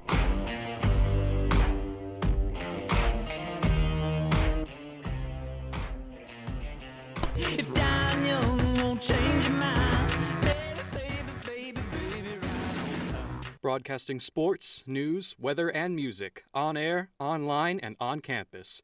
WVUR is my jam. Welcome back to VUTV's continuing coverage of the 2016 presidential election. Right now, we're in the Union here at Valparaiso University, and as you can see, there are a number of students sitting at desks, and they're watching each state coming in. So far, not too many battleground states have been called yet, except for Ohio, according to CNN, which is going to Trump. However, the rest of them are coming in, so this will probably be a fairly long night. Now, we have some students to weigh in on the election, and here is Anna Bratton giving her feedback on the election. So, how do you feel about this election so far? Very stressed. This is a high-stress situation, and I know regardless of the outcome, we're not going to die, hopefully. But I was actually on my way to the library to go study, so I wouldn't really have to think too much about the election for the time being.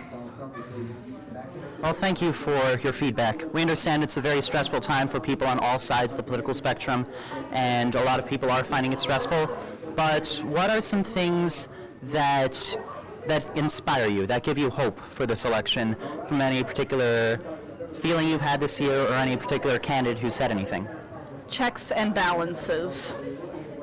Would you please expound on that? Just knowing that, regardless of who the president is, it's not like they're going to have complete and total control of what goes on. We still have things like Congress and other aspects of the political world that kind of keep them under control. So there's going to be some control and management over what happens. Hopefully nothing too drastic comes of this election. Thank you very much. Would you like to weigh in on how you feel each candidate or their policies would affect your life or of the university? I definitely think, I don't know how I can give my personal opinion without being incredibly biased, so I'm not really sure if I should elaborate on that or not, so I'm just going to kind of say no, nothing there. Understood. Well, thank you very much for your feedback, and now let's move on to the next person. Thank you very much, and have a lovely night. Now, moving on, we still have dozens of students both in the cafe as well as in the game room, and we will probably get our next feedback very soon. Definitely.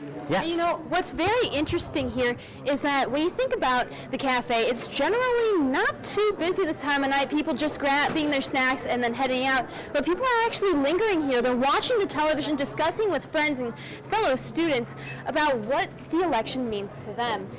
And it's fantastic to see all of these students, bright, smiling faces, even though it's late at night on a Tuesday, right near hump day for the week.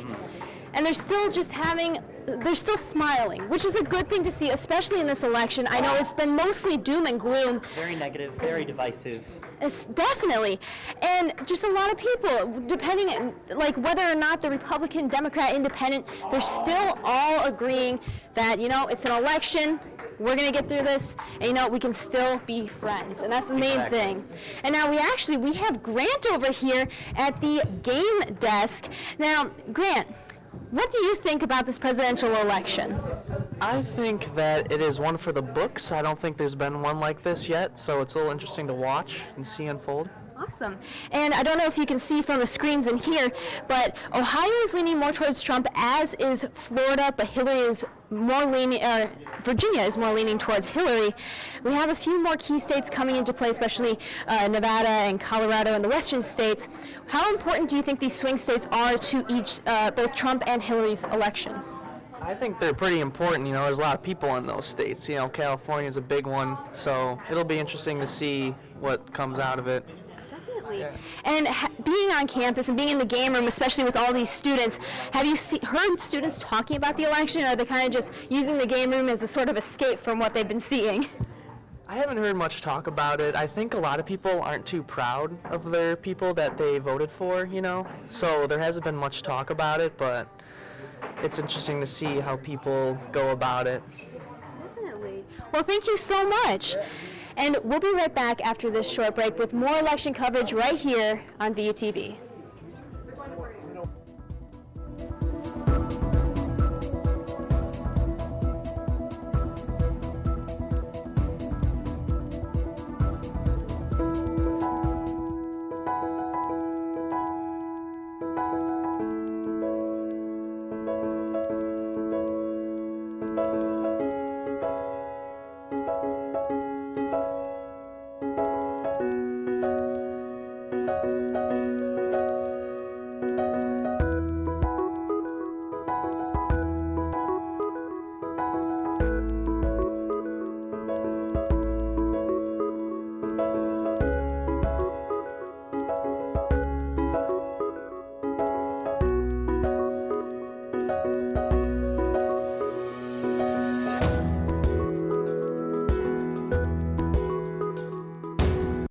Good morning, Valparaiso University. What's a better way to start your day than with a new jam? And WVUR has just what you need.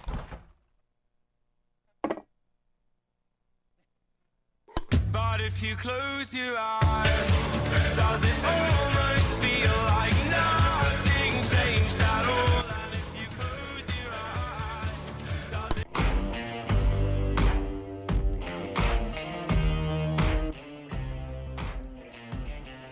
If dying young won't change your mind, baby, baby, baby, baby, right. Broadcasting sports, news, weather, and music on air, online, and on campus. WVUR is my jam. Hi, and welcome back to VUTV's election coverage. We've actually got a pretty significant update for you. Ohio has recently been called for Donald Trump. Yeah. Something Carlos. I think that's very exciting, and for the Republican Party, you know, no Republican Party since the 1940s has won the presidential election without winning Ohio, and you know, as Ohio goes, so goes the nation, and I think that this is a tremendous victory for the Trump campaign. I mean, it's definitely a large victory for the Trump campaign. If I didn't know better, I would say that this election had been sabotaged, though, by the amount of just ridiculousness that's going on right now. Ohio, who would have thought that that would have gone to Trump? I mean, well, with the land of Kasich. I mean, even though the polls, I still I just had so much faith in Cleveland, you know, in Cincinnati, in Ohio as a not really actually any other part of Ohio, but Cincinnati and Cleveland, I was so strong for those two. It's funny you mention Kasich. I have a couple of friends that's from Ohio, and my friends tell me that a lot of people actually don't like Kasich in Ohio, and that could probably be why Trump has won Ohio without Kasich's influence. It's because Kasich's too much of like a finesse guy, you know, like he understands exactly how to get in there and work the inner workings of a complex system that Trump wouldn't know how to work, and I think Trump appealed to those Americans. I like John Kasich. He's very moderate on social issues, fiscally conservative, and it more aligned to my personal views. And well, Trump has carried Ohio, and I think that's a very good victory for the Republican Party. Concerning victory, but a victory nonetheless. Ooh. Oh, you can go ahead, sorry. I'm going to toss it. Yeah. All right. Brendan, we're going to go back to Brendan Johnson over there at the board. He's got some great graphics for you guys and a little bit more. Yeah, guys. We're just taking now a breakdown of the popular vote right now.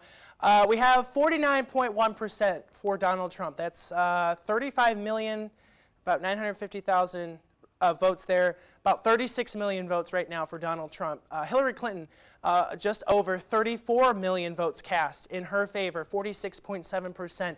This is turning out to be a very close election, and just several states still needing to go. We have Arizona here.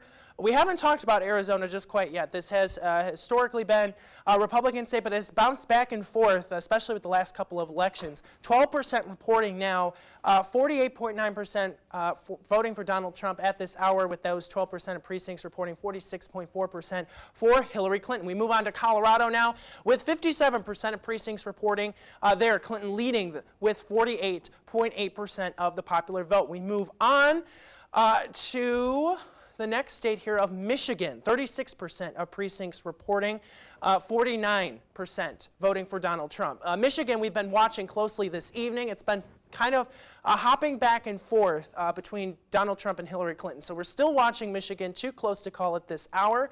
I believe we have one more up in this slate of states. Just looking at the entire Electoral College map right now, through the center of the country, we have from North Dakota down to Texas, again, the belt of the country, voting in favor of Donald Trump. Ohio, you'll notice still black here on the map. We are noting that it is in favor of Donald Trump, but we are still waiting, again, on a double confirmation there. CNN has actually called Ohio in favor of Donald Trump, but here at VUTV, we want to make sure that we have double confirmation on that, so we are going to wait on that just a little bit here. But in the meantime, 150 electoral votes for Donald Trump, 109 for Hillary Clinton at this hour. I think we have Katie Nicolau and James Ryan in the union standing by with another student perspective. It's always important to get Valparaiso University student perspective on this here in Northwest Indiana. So I think we have Katie right now. No, it's good. It's good. Hmm? Go.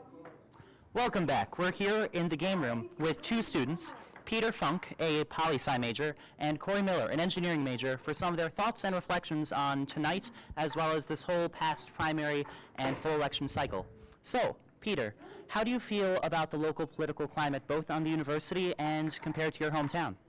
Well, it's a lot different here in the university. I'd say it's pretty diverse. We're diverse, racially, ethnically, and politically as well. So, as opposed to my hometown was very, very conservative growing up. A lot of Trump supporters, but also there have been a lot of Romney supporters, a lot of McCain supporters.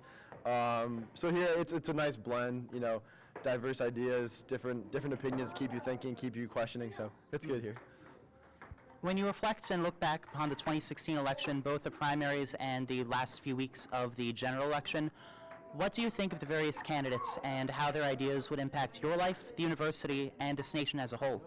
Well, the beautiful thing is that there was a broad range of ideas. So you saw people all the way on the left, like Bernie Sanders, who's maybe the leftist candidate in history, and then you get people like Ted Cruz, who are conservative to a T.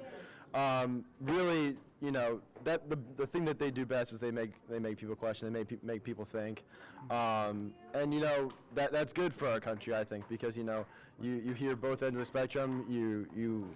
When you see multiple ideas, you can learn to think for yourself. So I think the primaries really did a good job of that. So. Thank you very much for some of your answers. Now we're going to move on to another student as well, and this is Corey Miller with an engineering major. And where are you from, and how would you compare politics here to back home? I am from Upper Sandusky, Ohio, which is probably the smallest town in Ohio that you can get. So we are also very conservative, like my friend Peter.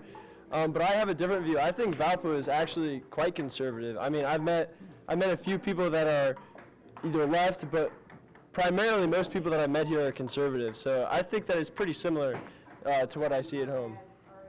Well, thank you very much for your feedback. We're going to cut back to a break and stay tuned for more election night coverage.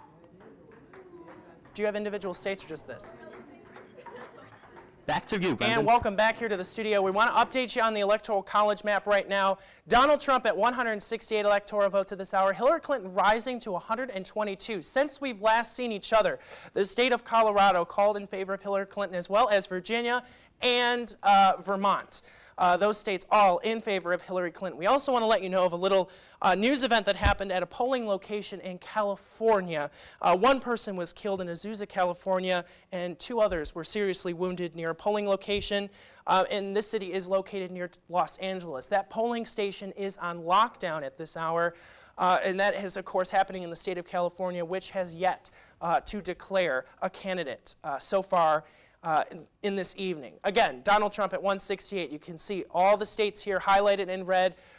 Popular vote with the majority of precincts reporting these states have been declared in favor of Donald Trump. Blue shaded states, of course, declared in favor of Hillary Clinton. We are still waiting on a lot of these Western Coast states. These are closed the most recently, if you will, and we are still getting that polling information in. Still Illinois, the only Midwestern state to have declared a candidate so far. Michigan, we've been watching, has been bouncing back and forth between Hillary Clinton and Donald Trump. We are still waiting on polling information from Iowa, which is a true swing state throughout the past several elections, as well as Wisconsin and Minnesota. Guys, back to you. All right, so you guys have any general comments on a couple of the new states that were just called? I guess I really don't have any on the new states that were called. What I'm really waiting for now is California. You get 55 electoral votes that can really swing and change the difference of an election right there. Because you look at Clinton right now sitting with 131 versus Trump's 168. You add 55 on the 131 and you're at in the 80s somewhere. I'm not a math major. I just blanked too, so I completely forgot my number. 186. Beautiful Electoral College number. Sounds lucky to me. I'm going to say that California is going to put us over the top once we get there. But those results aren't until after 10 a.m. or 10 p.m., I think. 10 Central p.m. time. Our time. Central Standard Time. Yeah, and California is definitely going to go blue. I'm not sure what's going on there so far, though, but yeah, the 55 electoral votes is definitely going to help Clinton in the race to 270.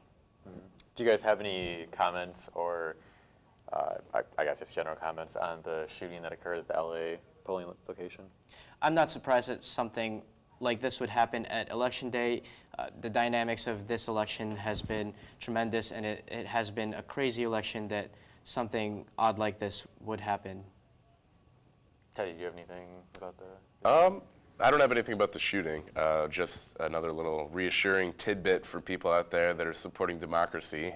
Hillary Clinton is leading in Pennsylvania by 3 percentage points, and that rounds up to about 100,000 votes roughly. So for all those out there that really value the strength of a good, hard democracy when you come home at night to sleep on, that's what I do. There you go. Pennsylvania might be ours. It is 20 electoral votes, which is fairly significant too. So we'll actually come back and discuss more about all the electoral votes and popular vote and all this nice election terminology and stuff we've been discussing here tonight. So be sure to stay with us after the break.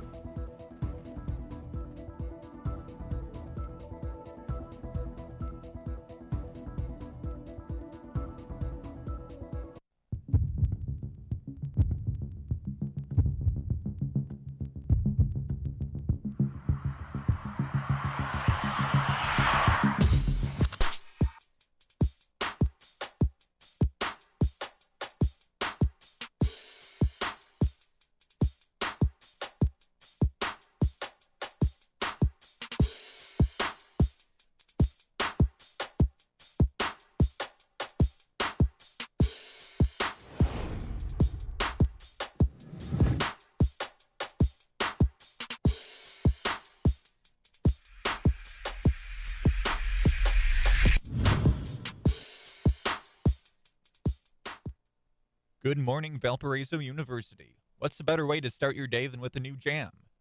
And WVUR has just what you need.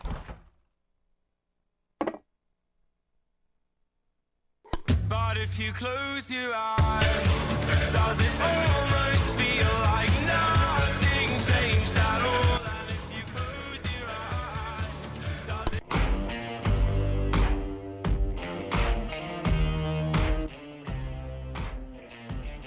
If dying young won't change your mind, baby, baby, baby, baby, right. Broadcasting sports, news, weather, and music on air, online, and on campus. WVUR is my jam.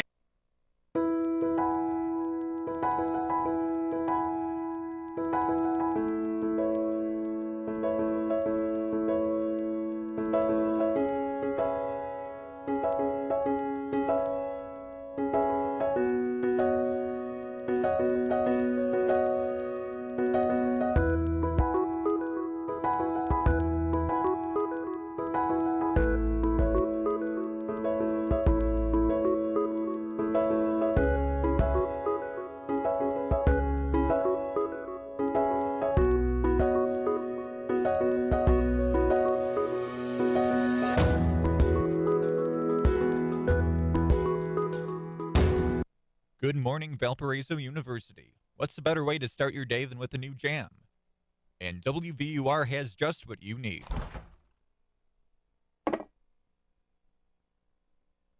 But if you close your eyes, does it almost feel like nothing changed at all? And if you close your eyes, does it...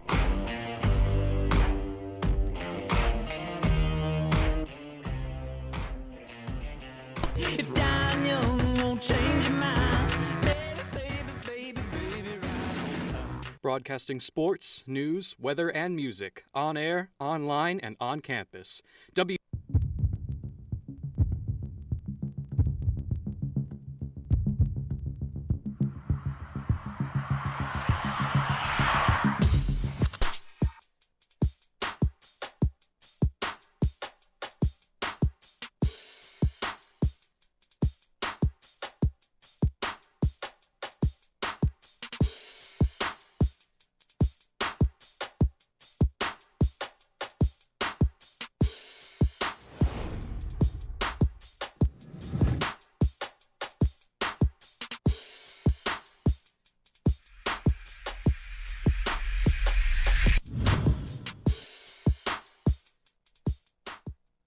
Good morning, Valparaiso University. What's a better way to start your day than with a new jam?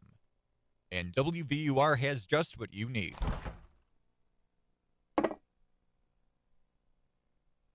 But if you close your eyes, does it almost feel like nothing changed at all? And if you close your eyes, does it...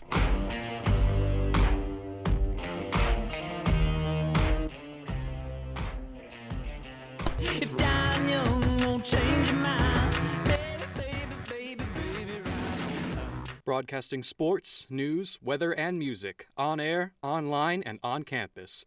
WVUR is my jam. So we've got a very significant update for you. Thanks for staying tuned to us at VUTV. Florida has just been officially called for Donald Trump. That's 29 electoral votes. Florida is a very significant state in the presidential election. Carlos, I know you're pretty excited about this. Do you have anything you'd like to? Well, with Trump carrying Ohio and Florida, I think it's a very good prediction that he might win the election. New York Times has him at 94% of winning the election right now. Ohio and Florida were both blue states in 2008 and 2012 elections in favor of Obama. So it's very interesting how red it's gone since then. That's very true. Teddy, do you have anything that you would like to comment on Florida? Yeah, I mean, Florida, it's a large hit there with, like, Carlos, you just mentioned that Obama won it in the last election. I mean, those are a lot of votes to give up. It doesn't leave her a great route to the presidency as far as the Electoral College is concerned, because Florida was a big one that Clinton was pretty key on winning throughout most of the campaign, right? I assume so, yeah. Yeah, okay. Florida, and Ohio. I think yeah, no, she was significant campaigning hard in states, Florida. so. And when you talk about 29 electoral votes, like that's a lot. That's a yes. big hit that's gonna hurt. And there are different outlets everywhere projecting different wins in Pennsylvania versus Trump and Clinton. So this could be big if Trump's able to come away with Pennsylvania too, I think, and put together like a 50 electoral vote coalition there that could really counter California and really be dangerous to Democrats then. So that's what I think it's resting on here is Pennsylvania at this point. Okay. Well, we'll send it over to Brendan again to do some more state-by-state and national map.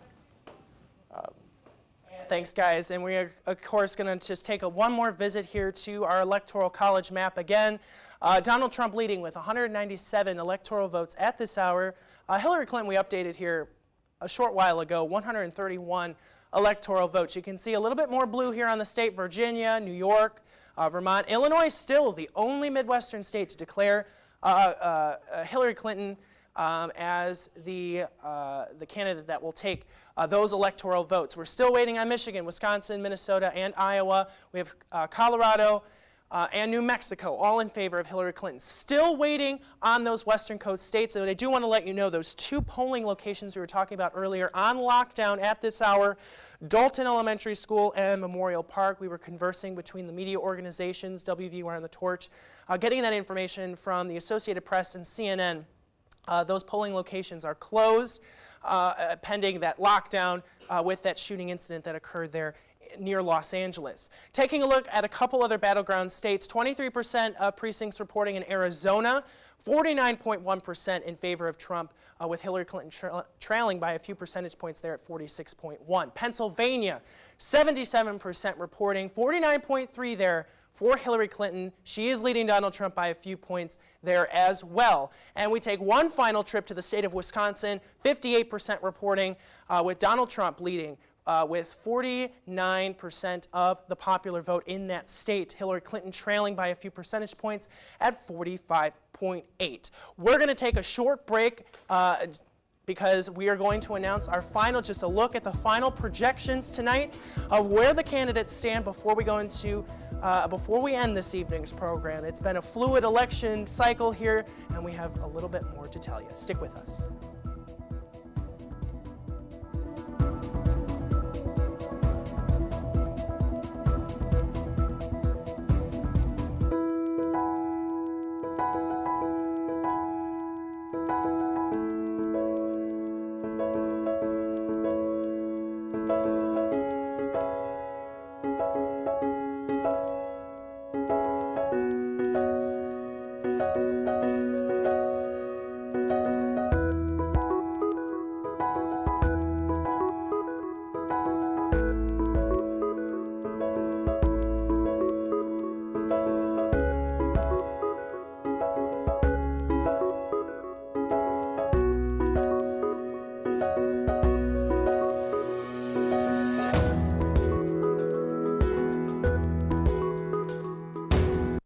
Good morning, Valparaiso University. What's a better way to start your day than with a new jam? And WVUR has just what you need.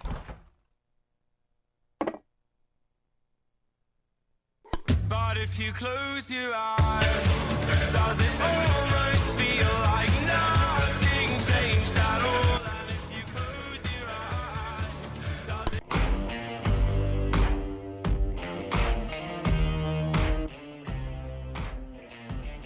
If dying young won't change your mind, baby, baby, baby, baby, right. Broadcasting sports, news, weather, and music on air, online, and on campus.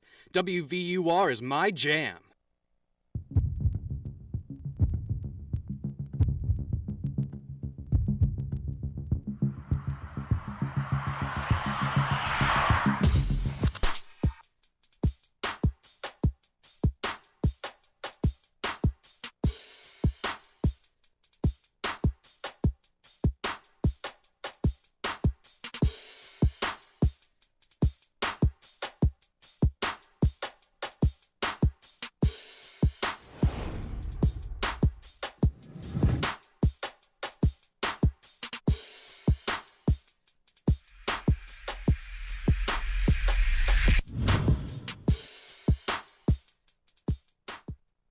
Good morning, Valparaiso University. What's a better way to start your day than with a new jam?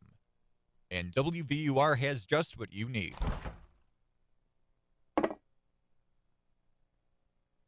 But if you close your eyes, does it almost feel like nothing changed at all? And if you close your eyes, does it...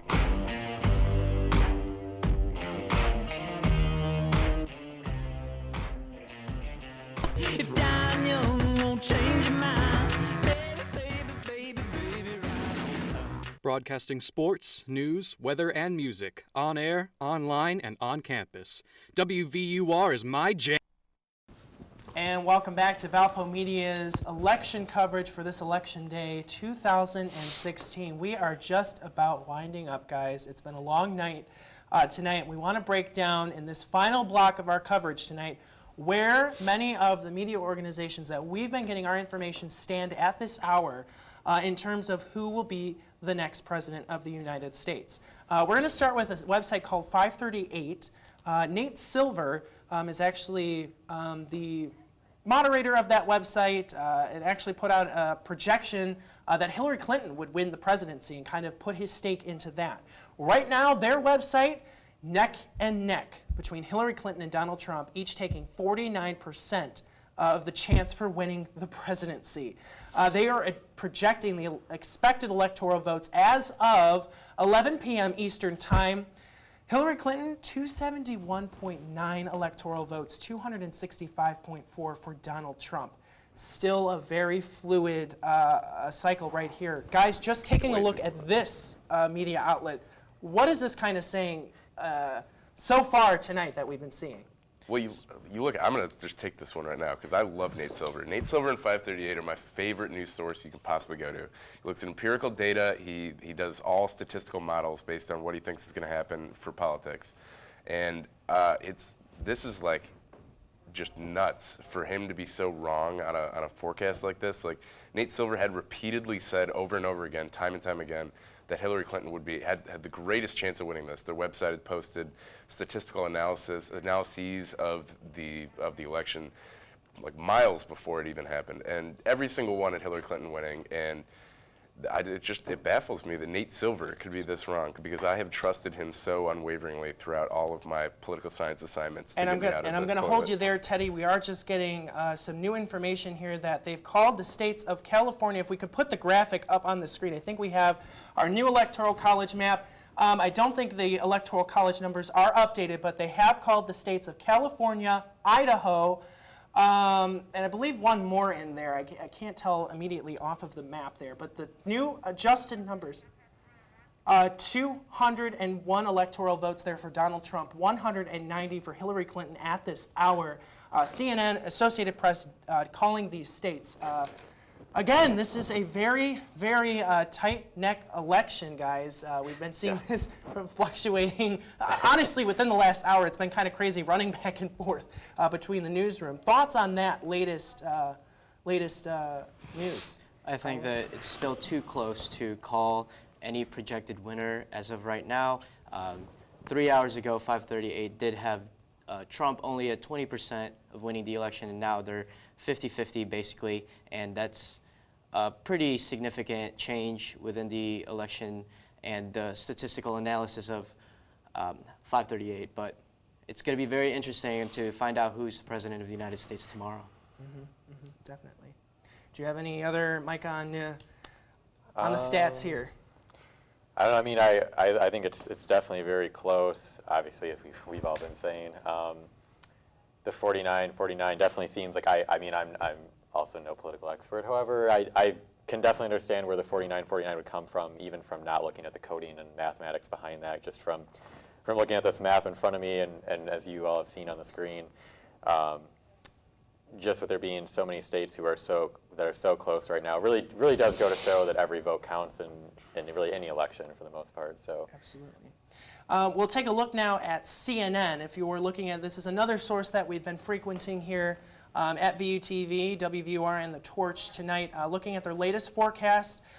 Hillary Clinton taking 190 of the electoral votes at this hour, 171 for Donald Trump, with the states that CNN has projected these candidates winning. However, the popular vote doesn't necessarily line up with that. 49.1% of votes for Donald Trump is not balanced with the Electoral College. 46.5 of the popular vote for Hillary Clinton. So she has a majority with the Electoral College as opposed to Donald Trump. And again, we saw this in the 2000 election between Al Gore and George W. Bush, when the last time when the Electoral College vote did not correspond to the popular vote. So again, it is still early. We are still getting more information in, and this is a close election. Guys, taking a look at CNN at this hour, what kind of conclusions can you draw from that?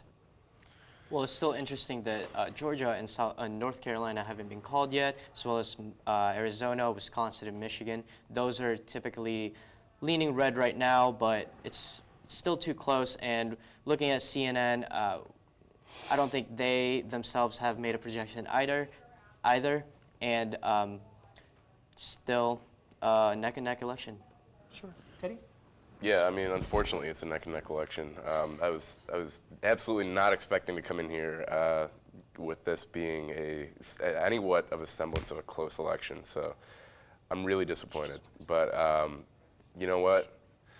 I'm giving an address to 200 Amsterdam students actually later with Carlos Cabaya, and if Donald Trump wins, I am just going to absolutely go off on all of them, and just it'll be great. So that'll be my anger. That's why we have political commentators on each side of the aisle here at VUTV. I want to take one last trip now to the New York Times, another source that we've been using tonight. The New York Times actually taking their paywall down just to give greater transparency to all the viewers and people that want to digest all this electoral information. I want to start with the Senate results, though. 46 Democrats right now have been put into the Senate election results at this hour, 47 for Republicans. So we do have a slight majority there of Republicans. Heading over to our look at the presidential forecast, New York Times estimating that greater than 90, and this of course is fluid, this is fluctuating all of the time, Donald Trump with a 95%, greater than 95%, according to the New York Times, percent chance of winning the presidency. Popular vote margin looks about 1.1 there for Hillary Clinton, but the forecast electoral votes hovering around 300 with the New York Times, remind you, for Donald Trump. We do have a new update for you. The state of Oregon has been called in favor of Hillary Clinton, that bringing our electoral vote count to 201 for Donald Trump and 197 for Hillary Clinton. Again, narrowing that lead, taking a look now at that map. Again, we shade in the state of Oregon, the color blue at this hour, just after 10 o'clock Central Time, 11 o'clock Eastern Time. Guys, final thoughts on so far this election. I mean, We this must is- live in two different countries around here. Like, what? Donald Trump, how did this happen to us, guys? I really can't fathom this. Like, how did we end up with this awful of a prospect for 4 years for the next presidency? I can't come to terms with that fact. Like, if I actually have to sit and like, hear people reference Donald Trump as the president of the United States, I think I'm just gonna lose my mind. Like, I don't know. Maybe I should move. I don't know what the solution is at this point, but if Donald Trump is president, something's going to happen. It's not going to be good. And that's one perspective, and now we go over to the other side of the table for Carlos. Well, I disagree with Trump. I disagree with Teddy on Trump making radical changes. I think that with a Republican-controlled Congress and many Republicans not in favor of Donald Trump, they're going to put a stop to any kind of radical change that he would bring forth the docket. Okay. Micah, and you've been watching this closely here on your laptop. The statistics have been, and you have your home state of Wisconsin up there. What's that? This is a bit surprising to me, actually, just because back in the primary, we voted for, I may have mentioned this earlier, we supported Cruz. Wisconsin voted for Cruz in the GOP primary, and at least at this point in time, 63% reporting. There's still some counties that don't have any results yet, but it is kind of surprising to me. I kind of had a feeling that the people would be leaning more toward Hillary Clinton in Wisconsin, but again, 63% reporting. There's still a chance that could change. 10 electoral votes is decently significant, as we can see, just because of how, at this point in time, according to the Associated Press, they're within Hillary and Donald Trump are within four electoral votes, really neck and neck, as we pretty much said the entire night so far. Mm-hmm. Absolutely, and I know it's been quite crazy around the media organizations as we continue to get this information in. The race, compared to other elections, guys, and maybe you have this information for us, just kind of referencing, the 2012 election, even 2008, and then 2000, when we had 2 in a row of Republicans, 2 in a row of Democrats. This election, one of the most historic in our nation's history. Just drawing comparisons from the past elections, maybe just final comments here on how this one is just so starkly different. So what I can say is that there's an interesting theory that I've been hearing about a lot more in political science lately, and that is this theory that people tend to try to balance out Congress versus the presidency. So if, for example, they say that they believe that a Democrat's going to win, they're going to be more inclined to vote for down-ticket Republicans and less inclined to vote for down-ticket Democrats, and vice versa. Like, they're going to try to, the American voter, this is just a theory, but the American voter has like the ability to actually recognize the equilibrium that there should be within our government system. So I don't know, that's my only toss-up here as far as why I could give Donald Trump any victories. I don't know. I'm just pulling at straws at this point, honestly. Disappointed. All right, and we are getting yet another projection here, and we're going to throw it over to the electoral map at this hour. North Carolina being projected for Donald Trump, being called at this hour, brings his total electoral votes to 216, Hillary Clinton trailing at 197 electoral votes. Again, continuing to be a very fluid election, and we'll let Carlos, one final comment. I'm very surprised with North Carolina. North Carolina went blue for 2008, but did go back red in Romney in 2012, but it's very good victory for the Trump campaign. All right. Well, gentlemen, I think we can call it for a night for Valpo Media. There are a lot of people that we want to thank. First of all, our guests here for VUTV. I want to thank each and every one of you for stopping by and helping the students here on Valpo kind of understand this election a little bit better through our campus media. I also want to give a big hearty thanks to all the folks working behind the scenes here at VUTV. They've done an outstanding job with this 2 hours of coverage. And also, of course, thanking our partners at WVUR Michaela and Elena that are working in the studio there, and The Torch, Rebecca Gesme, editor-in-chief, and Abby Boma, who's the news editor there. They've been providing wonderful support. We want to thank, of course, the people that have been camped out in our newsroom here at VUTV, making our graphics, counting and tallying the election for us this evening. Us here at the desk, we really couldn't have done it without them. And of course, our live team out in the field today, James Ryan and Katie Nicolau and the crew that's been supporting them. Guys, we couldn't have done it without you. So we want to just thank all the people that have been involved tonight. At this hour, we cannot confidently project a winner for the presidency. VUTV cannot project a clear winner as of this hour. So we wanted you to continue following the election on a variety of media outlets, and all of Valpo Media will have the final projection on our social media accounts, facebook.com/ValpoVUTV, twitter.com/ValpoVUTV, and also you can look at our YouTube channel at youtube.com/ValpoVUTV. We'll have all the latest information on this election and the final results as they come in throughout the evening. Carlos, Teddy, Micah, thank you guys so much for joining us. And thank you to all of you for tuning in this evening. We will jump back to our normal programming here on VUTV. From all of us at Valpo Media and Schnabel Hall, have a great rest of the night.